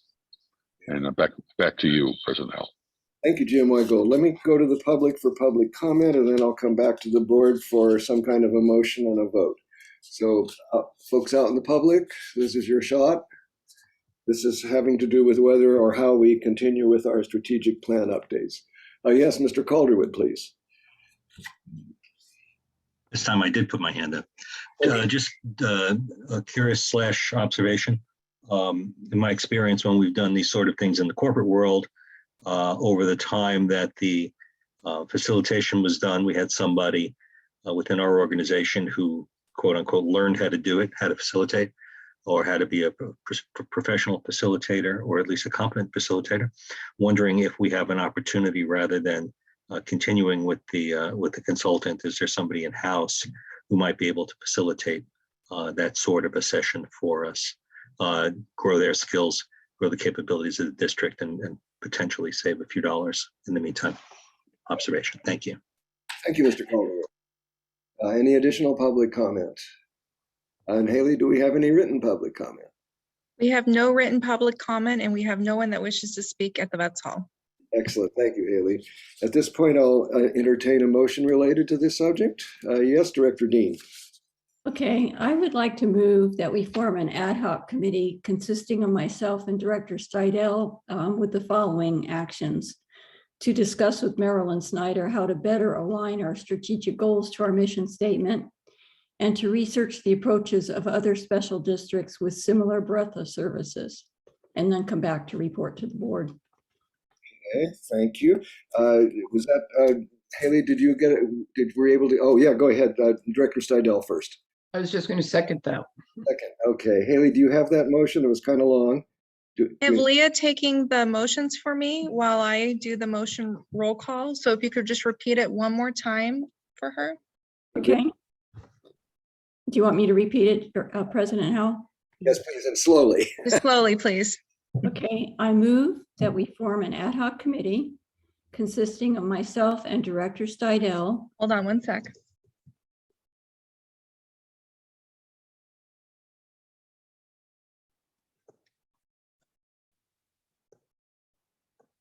Okay. For the following actions: to discuss with Marilyn Snyder how to better align our strategic goals to our mission statement. Hold on one sec.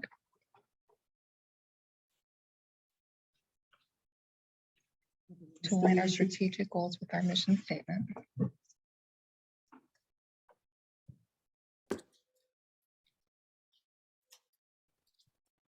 Thank you for your patience. Hold on. No problem. We need to get it right, so this is good. Okay. And to research the approaches of other special districts with similar breadth of services. And come back to the board with a recommendation or report. And come back to the board.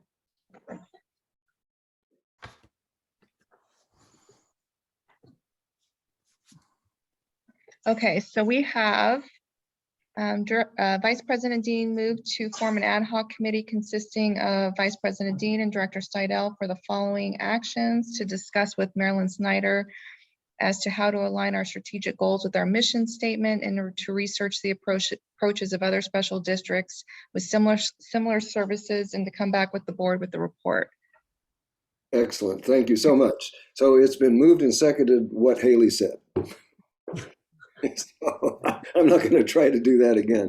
So yes, we're open for debate now. So yes, Director Gray. Thank you, President Howell. I just had a question about the time frame for this, because it sounds like from what General Manager Weigel said, we're getting close to a point at which we'd have to decide whether to retain Marilyn Snyder. I think he said it was a 45-day cancellation. If we were going to have her for the next round, which I would believe would be at the end of July. So how does that affect the time pressure, I guess I'd call it, that this ad hoc committee is going to be under? Okay, let me go to either Director, Vice President Dean, or Director Stidel. Which of you would like to? Oh, okay, Director Stidel. I'm under the impression that we could at least touch base with Marilyn Snyder on a fairly quick turnaround to express. Director Dean and myself have had conversations about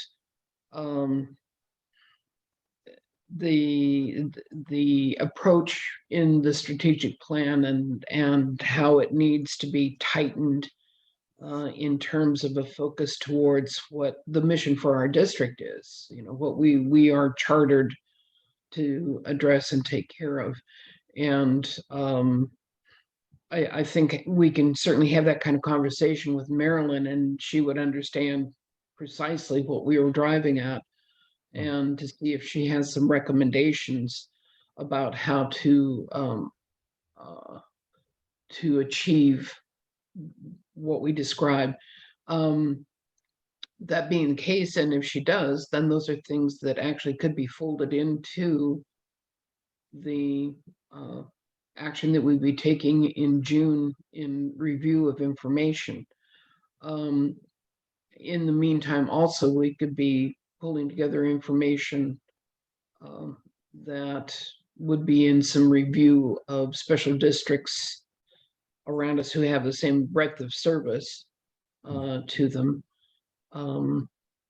and be able to incorporate both of those things together. And I think be able to come back to the board with a report probably at the beginning of June, so that there'd be some awareness of where things would be headed by the second meeting in June. Is it appropriate to say that, Director Dean? Yeah, I think so. That sounds good. And yeah, I mean, the intent is not to drag it out. It's to try to get some. We're at a point where we've accomplished a good part of what we had set out to do in our initial actions, and we have follow-on actions which we haven't scheduled yet. But I think we're in a position also to be able to make some potential adjustments to what we'd be focusing on as we're going forward. Excellent. Thank you. So anybody else here? Let's see. Okay.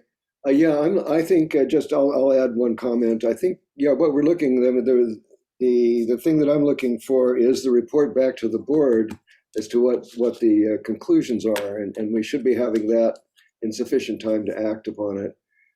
My anticipation is that probably Ms. Snyder will be amenable to adjusting her process to help us move in the direction that we want to go. I think the big issue is being able to express exactly what it is that we want and give her some guidance on that. Anybody else? Any other questions? No. Director Gray, please. One further question. It sounds like the ad hoc committee will not be, correct me if I'm wrong, will not be looking at the question of whether we need to have a consultant. Is that going to be off the table for the ad hoc committee? Director Dean, I don't. Probably is one. Yeah, one or the other of you. One of you, whoever speaks first, I think. Right now, we haven't said that we're not going to use Marilyn Snyder. We want to do some investigation and talk to her to see if we can work things out to get our strategic plan, like we said, better aligned to our mission. We haven't said that we're not going to use Marilyn Snyder or that we are. I mean, we don't know yet. We just wanted to do some research to see where we are on this.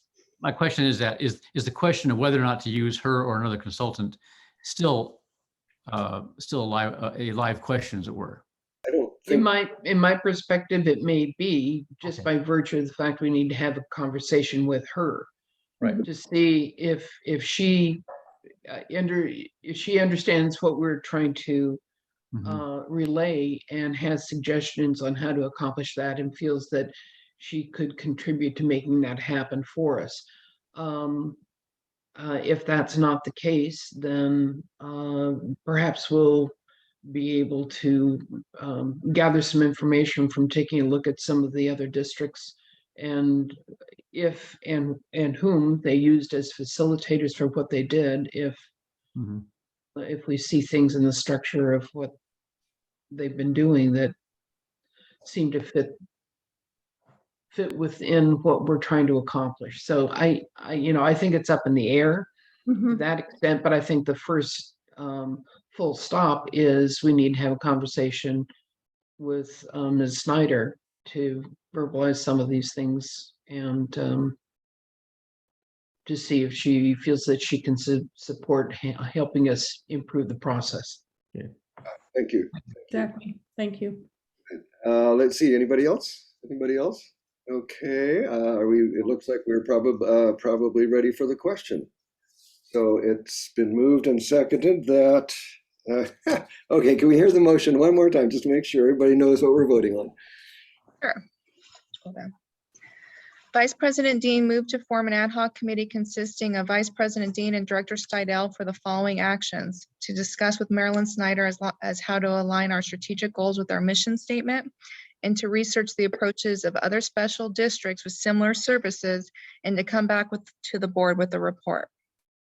Thank you. So we're ready for the roll call. Vice President Dean? Aye. Director Steidel? Aye. Director Gray? Aye. Director Farmer? Aye. President Howe? Aye. Motion passes unanimously. Thank you, everybody. So I'm looking forward to that one. I think it has a good chance of coming up with something good. Yes, Director Farmer?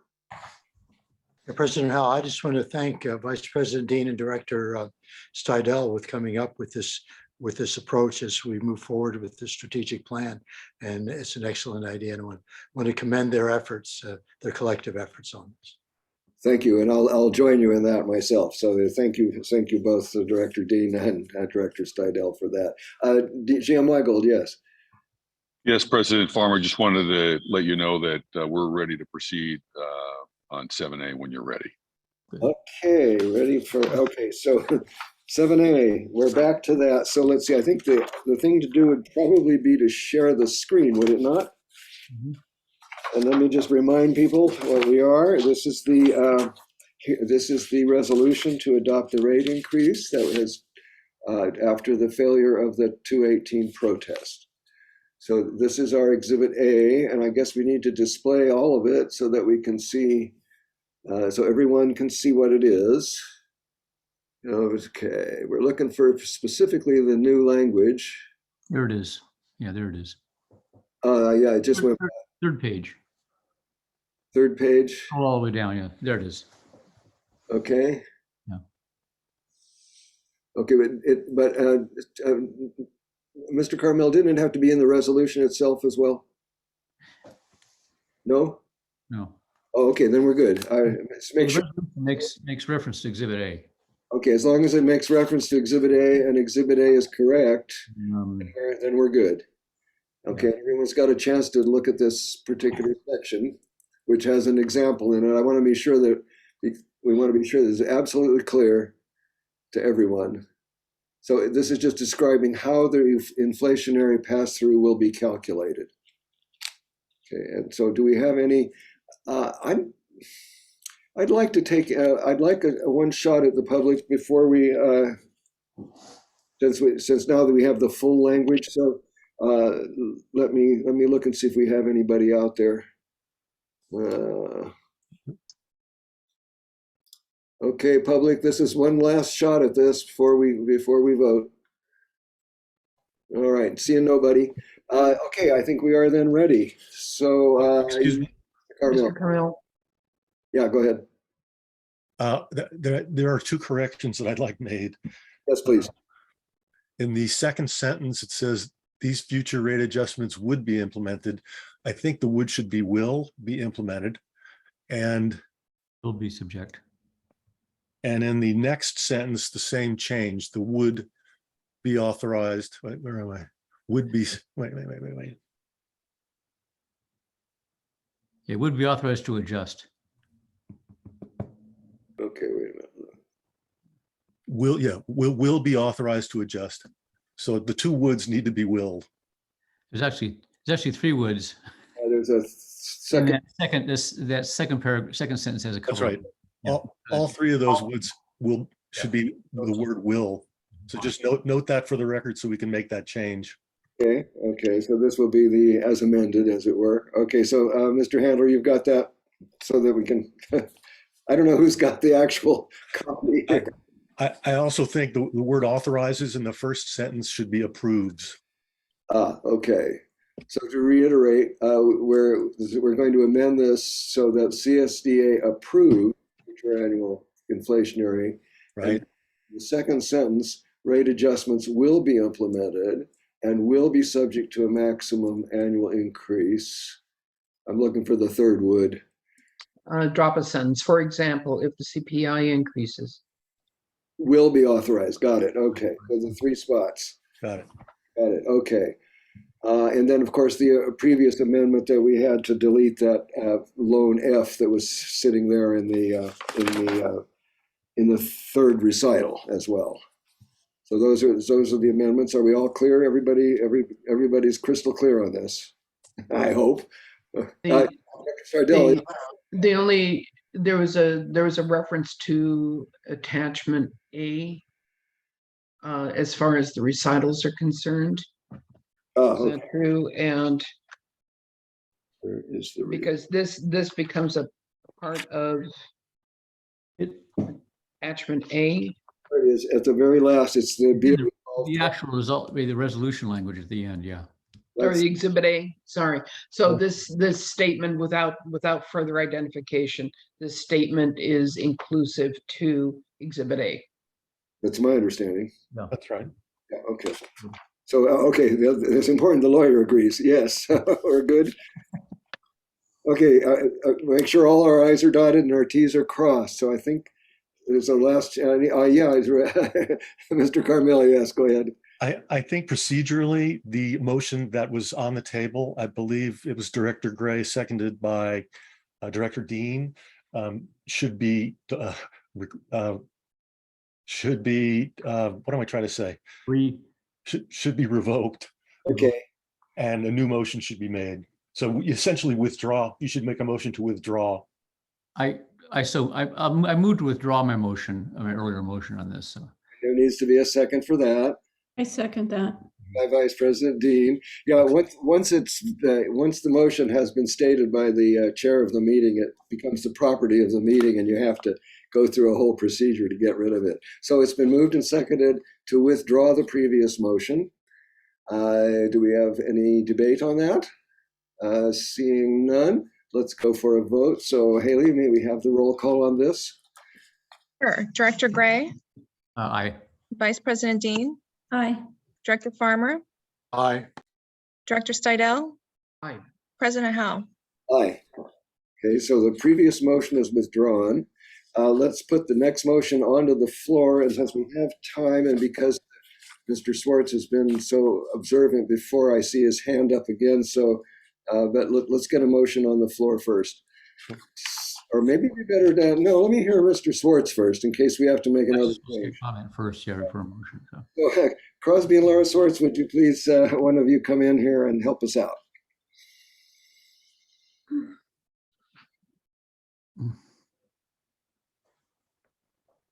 Welcome. Okay, thank you. This is Mrs. Swartz. Okay. It's real, guys. I appreciate all your energy, but it's really, really difficult to watch all of this. The stuff hasn't been proofread, and then after the protest, then you change the resolutions and you change the capitals and you take stuff and then you withdraw it. I mean, I don't think this is done properly, in my opinion.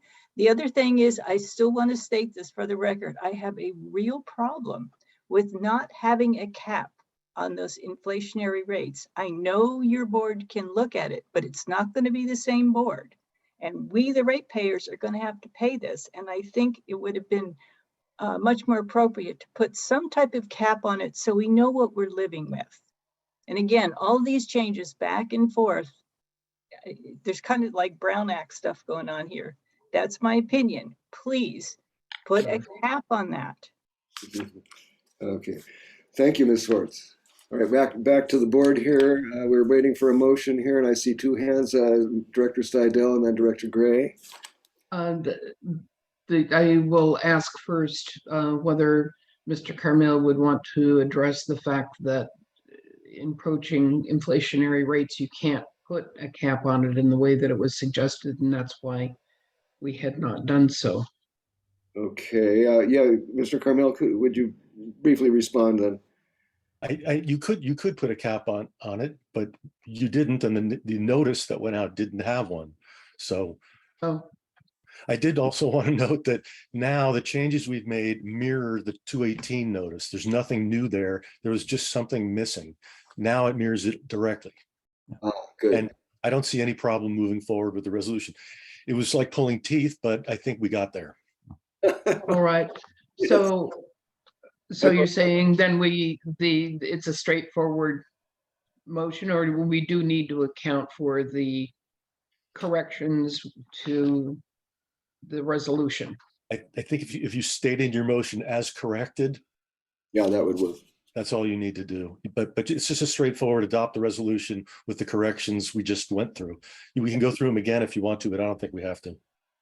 Okay, yeah, so the motion would just be to adopt the resolution, and then you read through the preamble, you know, the what is it, the long title, and then you could just put as amended or as okay. Then I offer a motion to adopt the public hearing result. Well, no, that isn't the right terminology. Just resolution 32-2020. Okay. A motion to adopt resolution 32-2022 with indicated adjustments. Well, does that work? I think corrections might be better because it's not corrections. Anything substantively. It was just right. I think revisions is probably the appropriate word. All right. So I move to adopt resolution 32-2022 with the revisions as noted. Got it. Okay. Okay. I think we've got it. Part there. Yeah. Okay, it's been moved and seconded to adopt resolution 3222, adopting the water and sewer rates effective July 1st, 2022 and future annual inflationary rate adjustments as, what was the word? As adjusted. Revised. Yeah, as revised. Okay, well, let's see, is any further debate? All right. We need a second. Oh, whoops. I seconded it. Oh, okay. Seconded by Director Gray. Thank you. Okay, so I've just restated it, so we're back in business here. So if there's no further debate, I think you are ready for the question. So Haley, go ahead and call the roll. Director Stidel? Aye. Director Gray? Aye. Director Farmer? Aye. Vice President Dean? Aye. President Howell? Aye. Motion passes 5-0, and I see a comment from Director Farmer. Hold on just a moment, Director Farmer. So yes, I think we are, that's it for the regular business. So 8C. Oh, yeah. I have a comment to make on this item. 8A, yeah. You're right, we have 8A still to do, sorry. Go ahead, Director Farmer. Go ahead, I think you have a comment. I totally understand the concerns of the members of this community with regard to how the rate increase monies have been spent, and their concern their ambivalence, their, how could I say it, skepticism as to how monies will be spent in the future.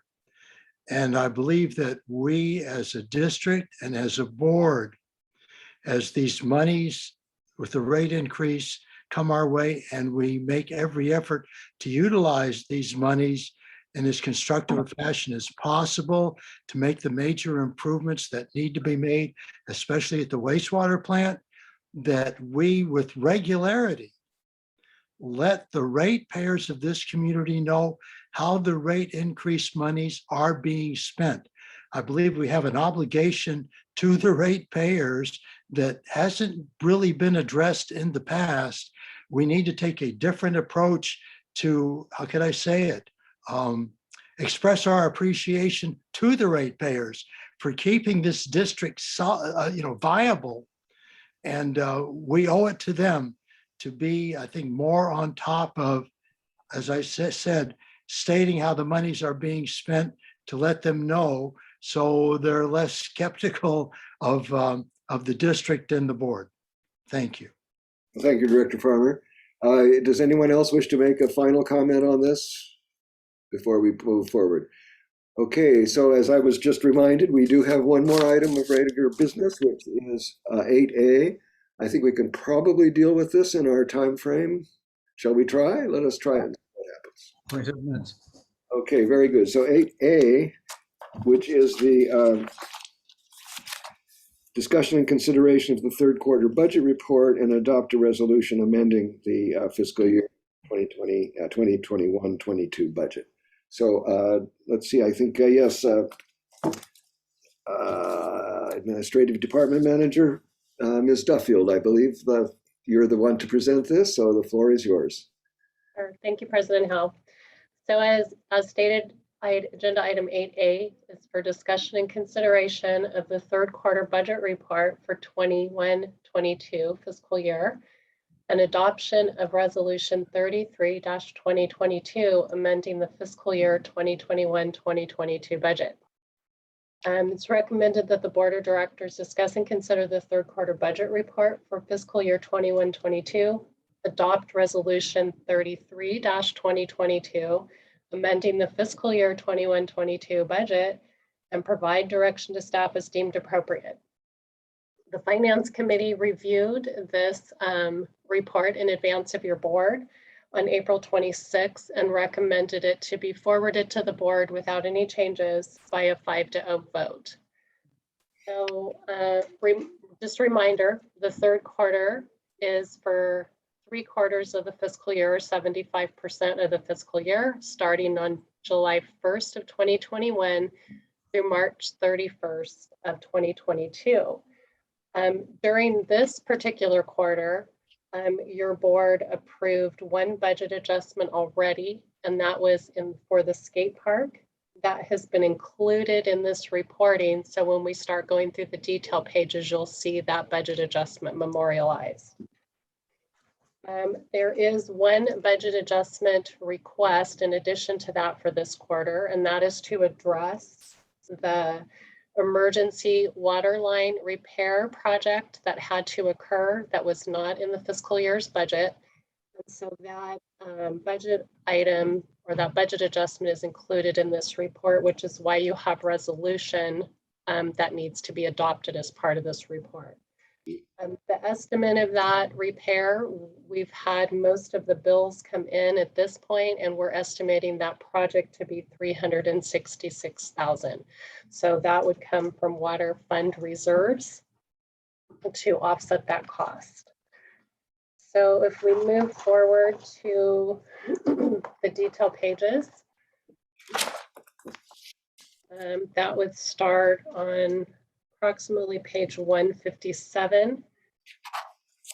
And that is the recap of all of the general fund departments, budget to actual. The general fund departments are the fire department, facilities and resources, administration, and pros. So if you just to give you the navigation again, your first column is your original budget that the board adopted in August. the next column would include any budget adjustments that the board has approved thus far through the fiscal year. So that's why you're going to see a difference in the original budget and the current budget. The period activity is actually just the month of March, and the fiscal activity is year to date. So that would be July 1st, 2021 through March 31st, 2022. Encumbrances or any purchase orders or any contracts that we have reserved budget for. And then again, you're going to see your variance, favorable or unfavorable. And then remember, the very last column is not percentage used, it is percent remaining. So that's still something we're all trying to get used to, seeing a difference in our reporting format. So if we move forward to the fire department, their detail pages begins on 160. Again, the fire department, we're continuing to watch the overtime as they've had staffing challenges due to some injuries that they've had over the last 6 months or so. So we're continuing to monitor that. We're also in the next quarter's report, you will see the SAFER grant revenue come back. We submitted our first request for that reimbursement in early April, and we received that first payment back to offset the first quarter costs just earlier this week on Monday. So we don't see any activity there at this point, but you will see that during the final budget report of the year. To offset all of the costs that have happened in overtime, as a result of the staffing challenges, the fire chief has decided to put off replacement of a truck, which was projected at $50,000. So he's going to hold off on that until next fiscal year, because that budget, may be needed to offset his salary costs by fiscal year end. Moving forward to facilities and resources, they begin on page 167. And then their summary is on page 170. So facilities and resources, we still see some variances that are yet to be spent. But again, that's just the timing of things that occur in facilities and resources.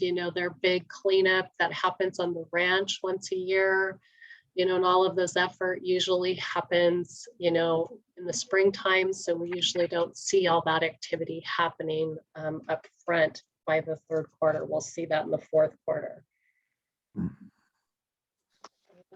Moving forward to pros.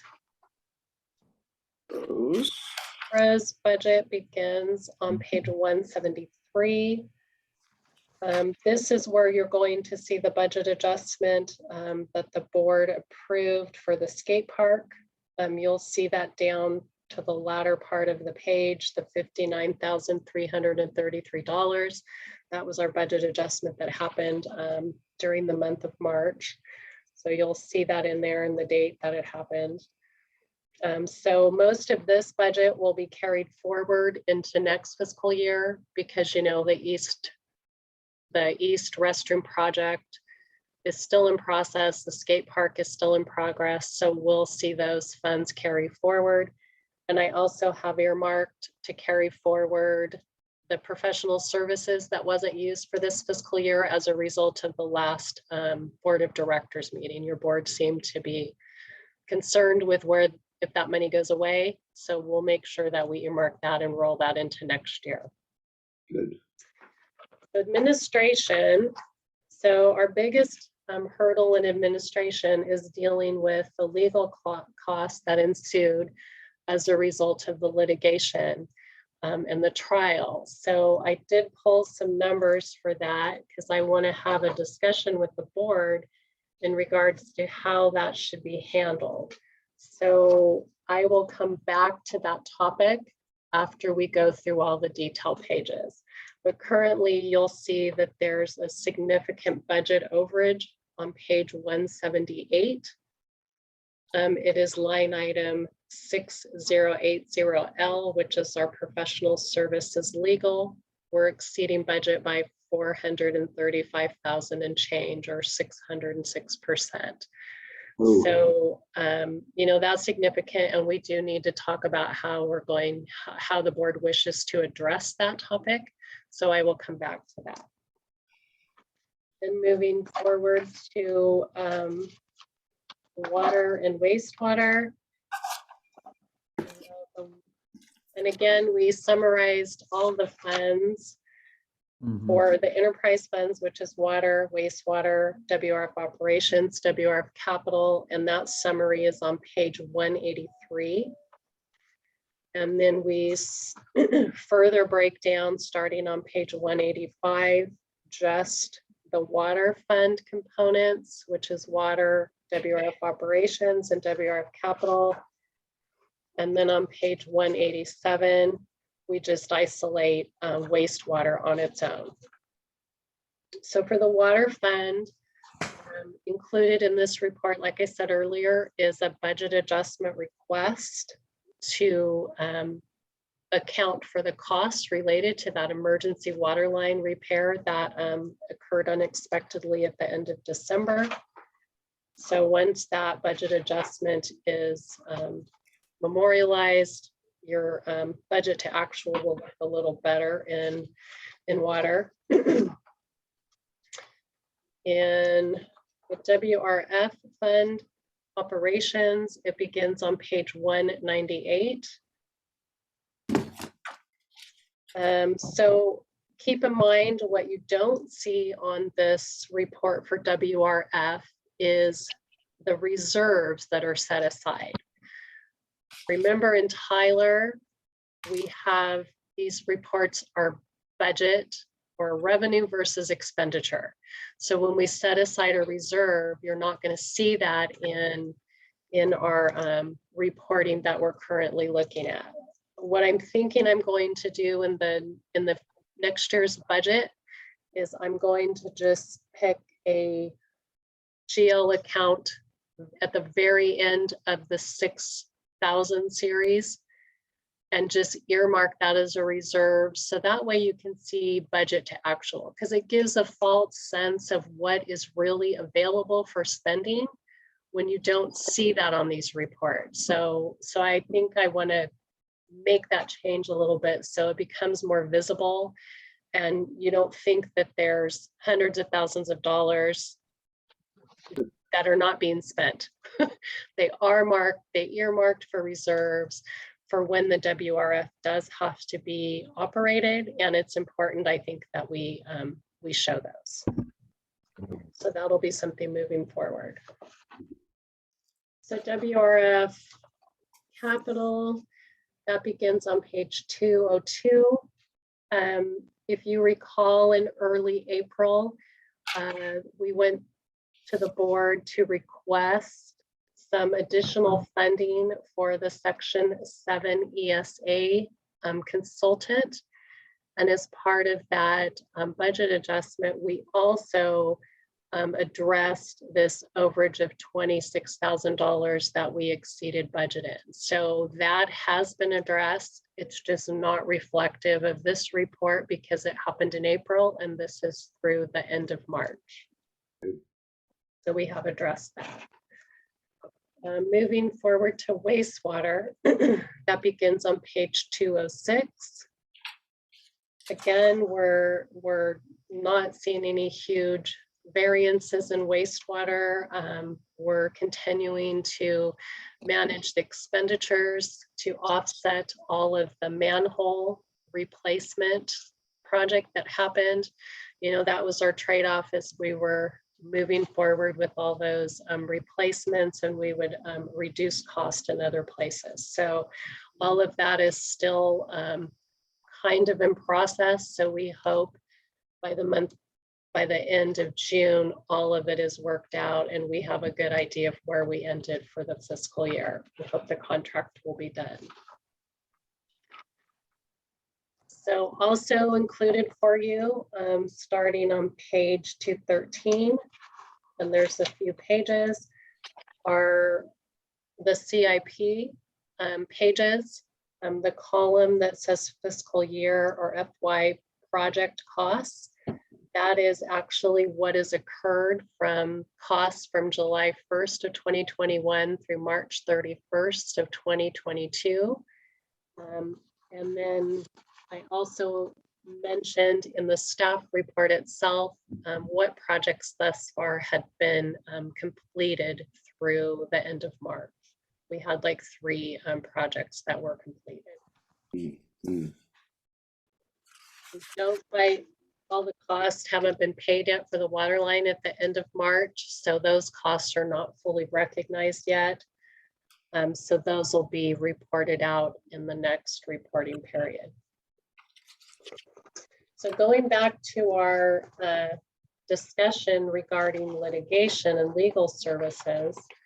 So customarily what happens is the board approves the budget, and as part of the budget, they approve administrative overhead allocation.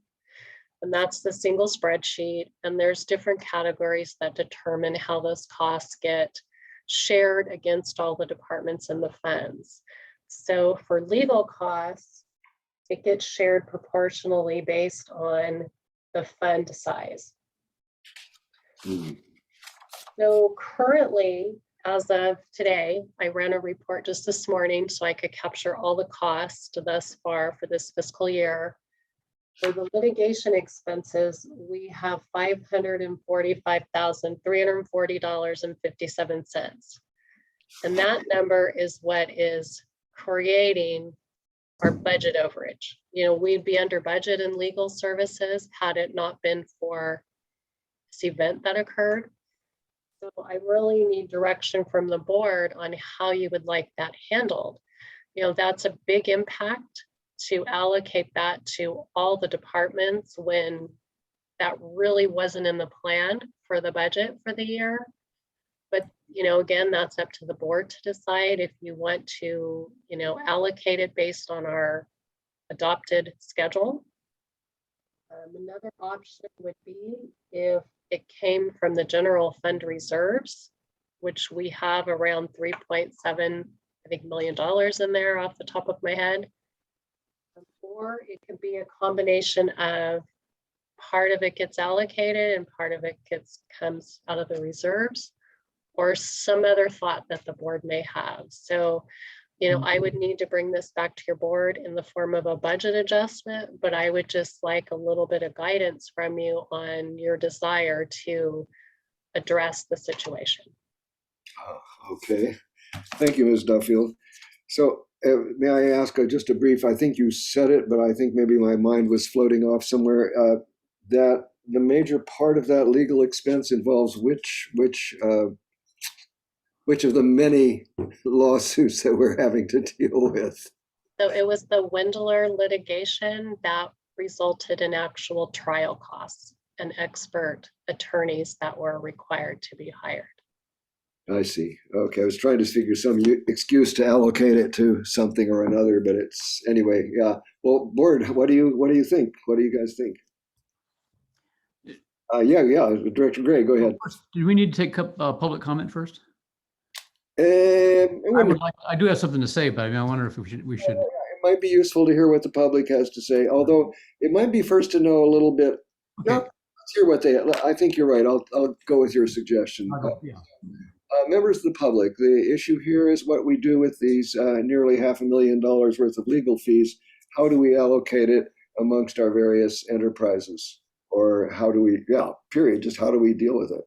Do any of you have any ideas on the matter? I'll give you just a minute here to gather your thoughts together. Okay, no one's jumping in, so I think Director Gray, it's back to you. Yeah. First of all, we're about 9 minutes from the deadline, so maybe we should extend for 15. Let's do that. Yeah. I think we may finish earlier, but that way we won't feel rushed. So is there a second on that? Yeah. Okay, moved and seconded to go to 4:15. Is that right? Did I get that right? 15 would be right. Yeah. Moved and seconded to 4:15 without anybody. I'm asking unanimous consent on that. No objections, so we'll go on to 415. So back to the issue then as to how on earth are we going to allocate this expense? Yeah, Director Gray, I think you have a thought on the matter. Thank you, President Howell. Yeah, my thought is, since we have the options before us, and we have a pretty healthy general fund reserve, is to take at least I would call the extraordinary legal expenses, litigation-related legal expenses, which I assume that 545,000 is that litigation only, or does that include everything? Okay, take that out of general fund reserves, and my argument would be, I think the reserve level in the general fund is adequate, is certainly adequate for it, and I think it, again, it's the allocation of administrative expenses to this enterprise funds is based on a formula, and as I understand it, you're not required to allocate, except of course you want to have as much money as possible coming from the enterprise funds to meet those costs. In this case, I think going to the enterprise funds right after we raise rates, which is perhaps not the best timing, for a case which is really not really about the operation of the water and sewer system. It's about our policy on permits. It's about an administrative issue, and it seems to be arguably certainly administrative in nature, and the reserves in the water and wastewater funds are not nearly up to the level that the reserves in the general fund are. So my argument would be use the general fund reserves. I can hear what everybody else says. Okay, yeah, that's a good point there. Yes, Director Steidel.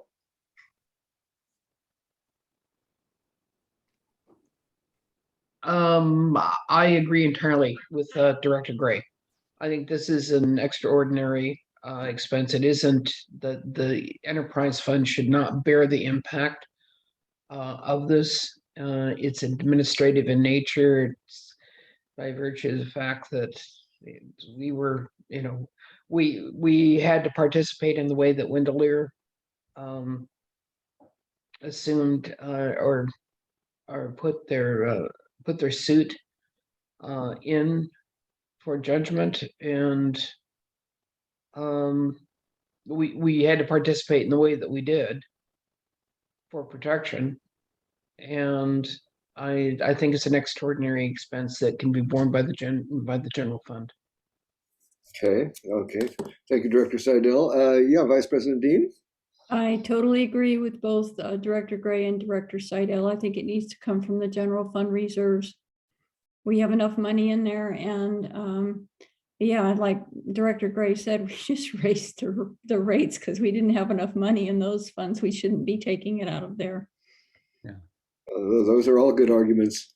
Yeah, anybody else? I'm trying to think of an argument on the other side, but I'm having can anyone offer an argument in the other direction?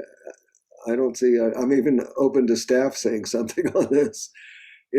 It seems pretty, yeah, it is, as it's related to policy. It's related to it doesn't have anything to do with the operations, does it? I guess I'm falling the same way, although I know that the only problem, or the only thing that's causing me any pause at all, is the fact that we do have, our general funds have a lot of demands on it beyond what we are actually able to, in terms of maintaining our extensive number of properties, all that kind of thing, which we can't use enterprise money for. But on the other hand, I can't see a good argument for not doing what you all are suggesting. So I think I would be in favor of that. I saw two hands up. Let me go with Vice President Dean first, and then Director Steidel.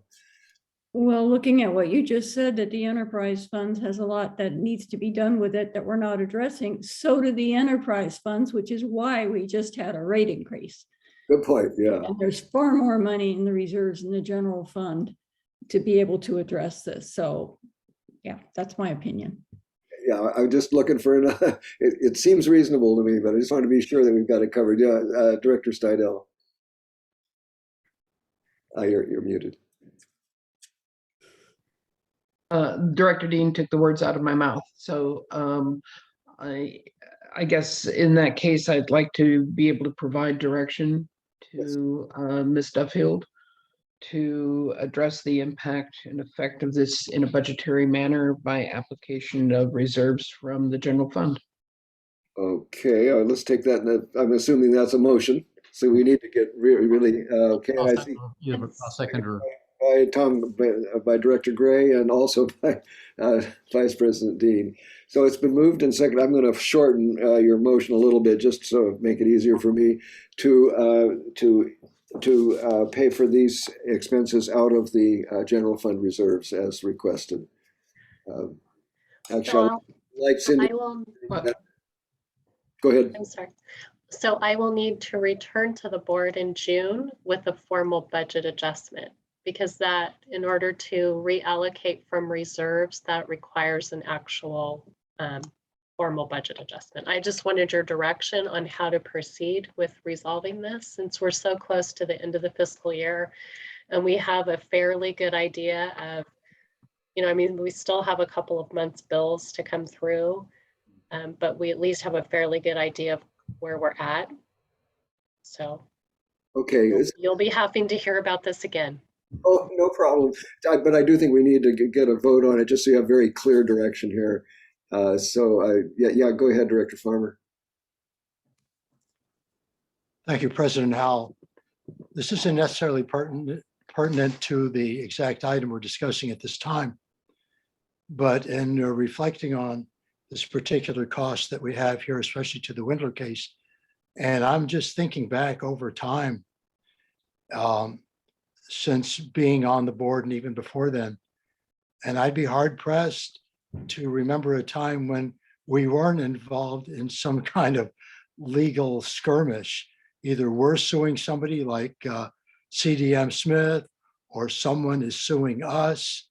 And I'd be curious to know if other special districts are having the same type of problem we're having with regard to ongoing legal costs of one fashion or another. Maybe it's just the price we pay for, as people say, living in paradise, so to speak. I just wanted to point that out.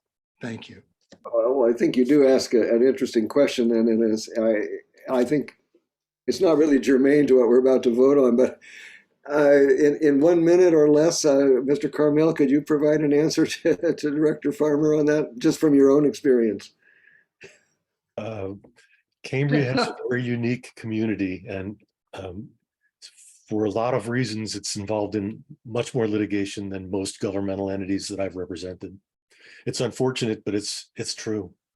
Okay, so it may well be, as Director Farmer says, that's the price of living in paradise. Then it's just something we have to just deal with. I meant that tongue in cheek. Well, it may be so to speak.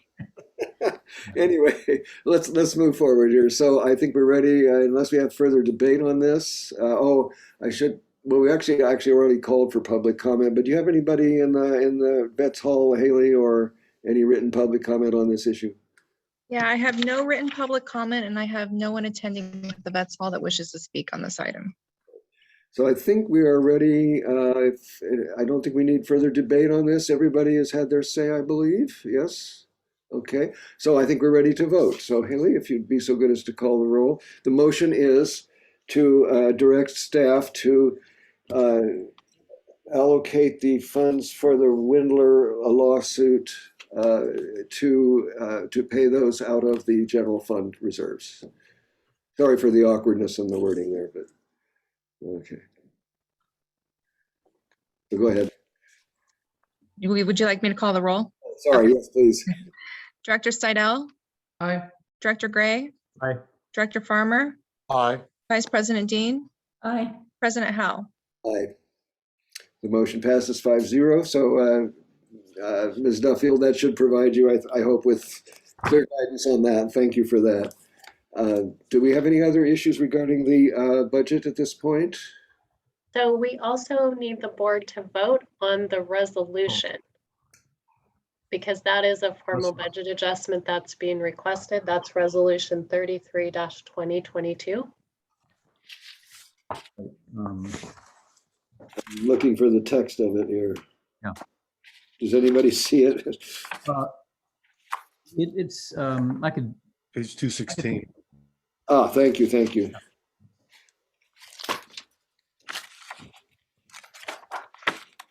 Ah, it's the very end, gotcha. Okay, here we are. So we need a motion then, Director Farmer. No, I'm not making a motion. I want to make a comment before the motion is made. Oh, fair enough, okay. I just want to ask a question with regard to WRF operations on page 200. You know, we're talking about monies either being available or not being available, like we can't spend the reserves from the WRF, but there's a surplus here, from what I can see, of almost $300,000 that's under current, under current budget total, the second column. So I'm just wondering, since I believe the WRF is part of the water department, can we in any way, shape, or form use some of those monies to spend on some of these water emergencies that we've had lately, such as the broken pipeline replacement? Is that a possibility? But certainly a worthy question. I'm seeing a lot of shaking of heads. What would be the official financial word on that? You want me to answer that? Please, sorry. So if the board were to make that decision, we would need to do an inter-fund loan between WRF and the water fund, water operations. So we have separate rate structures to bring the revenues in for the different purposes and the different funds. So they are all sub-funds of one another, but we still would need to document the ins and outs if we were loaning from one to the other, because it just messes with the rate structure. Oh, yeah, You know, the rate structure is for certain purposes of operations and capital. And if we start getting money from other sources, it kind of defeats that purpose of the rate structure. So that's what I was indicating earlier when I said in the new budget, we need to make this more apparent on the reserves that are set aside that have not been used in prior years, because this paints a picture like we have a lot of unused money. And if we look at the $533,000 that we've set aside over the last 3 fiscal years by not operating the WRF, you know, we need to earmark that so it's apparent in the budget. Got it. Thank you, Ms. Duffield. Thank you for the question, Director Farmer. But I think the clarity here is that the funds, even though they're called water funds, they are independent entities and need to have their. So we have to be very careful if we were to commingle funds between those. Not to say that we couldn't do it, but it would take a formal action for us to go forward with that. Yeah, Director Steidel. Just for clarification, Ms. Duffield, correct me, but or validate for me that a portion, in fact, a good portion of those reserve funds are the funds set aside for brine, for dealing with the brine. Correct. So if you think back to our 2018 rates, a part of the rate structure was for extra electricity cost, the brine hauling, you know, I think chemicals and lab costs. And so that's how those reserves were earmarked year by year. I think in the very first year when we reserved for 1920, it was like 173,000. And then going forward, I think we've set aside 180,000 in 2021 and again another 180 in 21-22, which is where we get the $533,000 from. And that was actually a demand of the community that there'd be money be set aside for brine removal. And we've been building that reserve related to that. And that's why those reserves are sitting there. But I think that Ms. Duffield's suggestion about getting visibility for commitment of reserves would help remove some of the perceptions misperceptions that people may have by looking at the numbers. Correct. In the old worksheets, they were based out of Excel. So we could display that to the public and make it more transparent. But as we've migrated to Tyler, we're pulling the reports right out of their system, and it only demonstrates revenues versus expenditures. It doesn't demonstrate anything that we may or may not have in reserves. Yeah, thank you. Director Farmer. Yeah, I'm sorry to just keep poking back at this, and since we might have to extend the meeting another 15 minutes, it's one thing to talk about reserves, but when I'm looking at this almost $300,000, it's about a surplus in revenue, if I'm not mistaken. Is it that doesn't seem to be the same thing as as reserves? That's my take on the situation. Okay. So any revenue that's not utilized by an offsetting expenditure at the end of the fiscal year goes into reserves. And in the future, it can be reprogrammed or it's just utilized. So what I'm saying is, if you're just looking at the current year revenue to expense, what you're not seeing is the $180,000 for this fiscal year for reserved for WRF operations, nor do you see what came forward from the last 2 fiscal years. And the board specifically requested that to occur. It was a request that they had of staff to make sure that reserve gets put aside every year in the event that we have to operate the WRF. Right, thank you, Ms. Duffield. Director Gray. I'd like to make a motion on this if everybody's okay with that. I move that that the board adopt resolution number 33-2022, amending the fiscal year 2021-2022 budget. All right. Director Seidel, is that a second? That's a second, please. It's been moved and seconded that we adopt resolution 33-2022, amending the fiscal year 2021/2022 budget. Debate. Okay, I see no debate. I think I'll just very briefly say I think it was a useful discussion, nevertheless, to get clarity or try to achieve some clarity as to how these funds relate to each other, and to satisfy people who are concerned that we might be actually pirating money from the WRF to support other options. And we have to remember that the original rate increases back sometime before, one of the points was to accumulate enough money in reserves to support the running of the WRF should that be needed. So right now, we're in a very secure position in that regard. So I think we're ready for a vote on this. Yes, so please call the roll. Haley? Director Gray? Aye. Director Seidel? Aye. Director Farmer? Aye. Vice President Dean? Aye. President Howe? Aye. Motion passes 5-0. So we're good there. And that completes our regular business. Yes, Director Farmer. I just want to say that perhaps if we need to operate the plant, that we could use the monies that we got from the lawsuit with CDM Smith. Just an observation. Good point. Good point. Or we may be, who knows? Well, let's not worry about that right now until we need it. So I think we need, we're ready for future agenda items, I believe. So if anybody has anything they want to suggest or remind me of something that maybe I might have forgotten to put on the schedule. We're all pretty good there. Okay, I think then we are ready for adjournment. I just want to be sure everybody had their say. Okay, well, thank you all for a good meeting, and it's unusual for us to finish this early. So, Boy, one extension, yeah.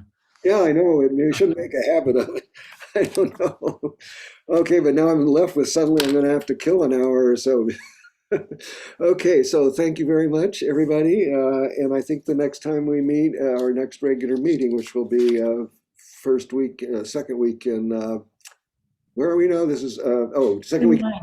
Yeah, June June 9th. June 9th.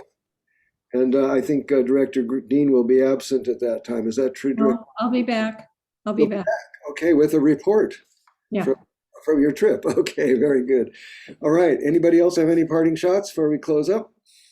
Yeah, everybody have a blessed weekend. That's a good parting shot. Okay. It's not a parting shot. No, it's just a thoughtful comment. Let's call it a benediction. So thank you, everybody. So nice to see you all today, and it's been a good meeting. I hope that and congratulations on the new rate structure that we have in place now. So By the way, President Howell, I just want to make a quick observation. I'm sorry to be saying this, but since you used the word, you said earlier, kill an hour and parting shot. I think in this day and age that we're living in right now, you might think a little bit more thoughtfully about using those terms, even if you didn't mean them in the way things are happening right now. Did you get my drift? Oh, absolutely. Thank you for that. Yeah, it's my natural tendency to overstatement on the one hand, but no, I think you're right. We should perhaps be a little more careful in our use of words like that. Yeah. So anyway, we're good. I think everybody. Good. Thank you all, and thanks to staff for the extra work today. That's excellent. We look forward to later. Bye-bye.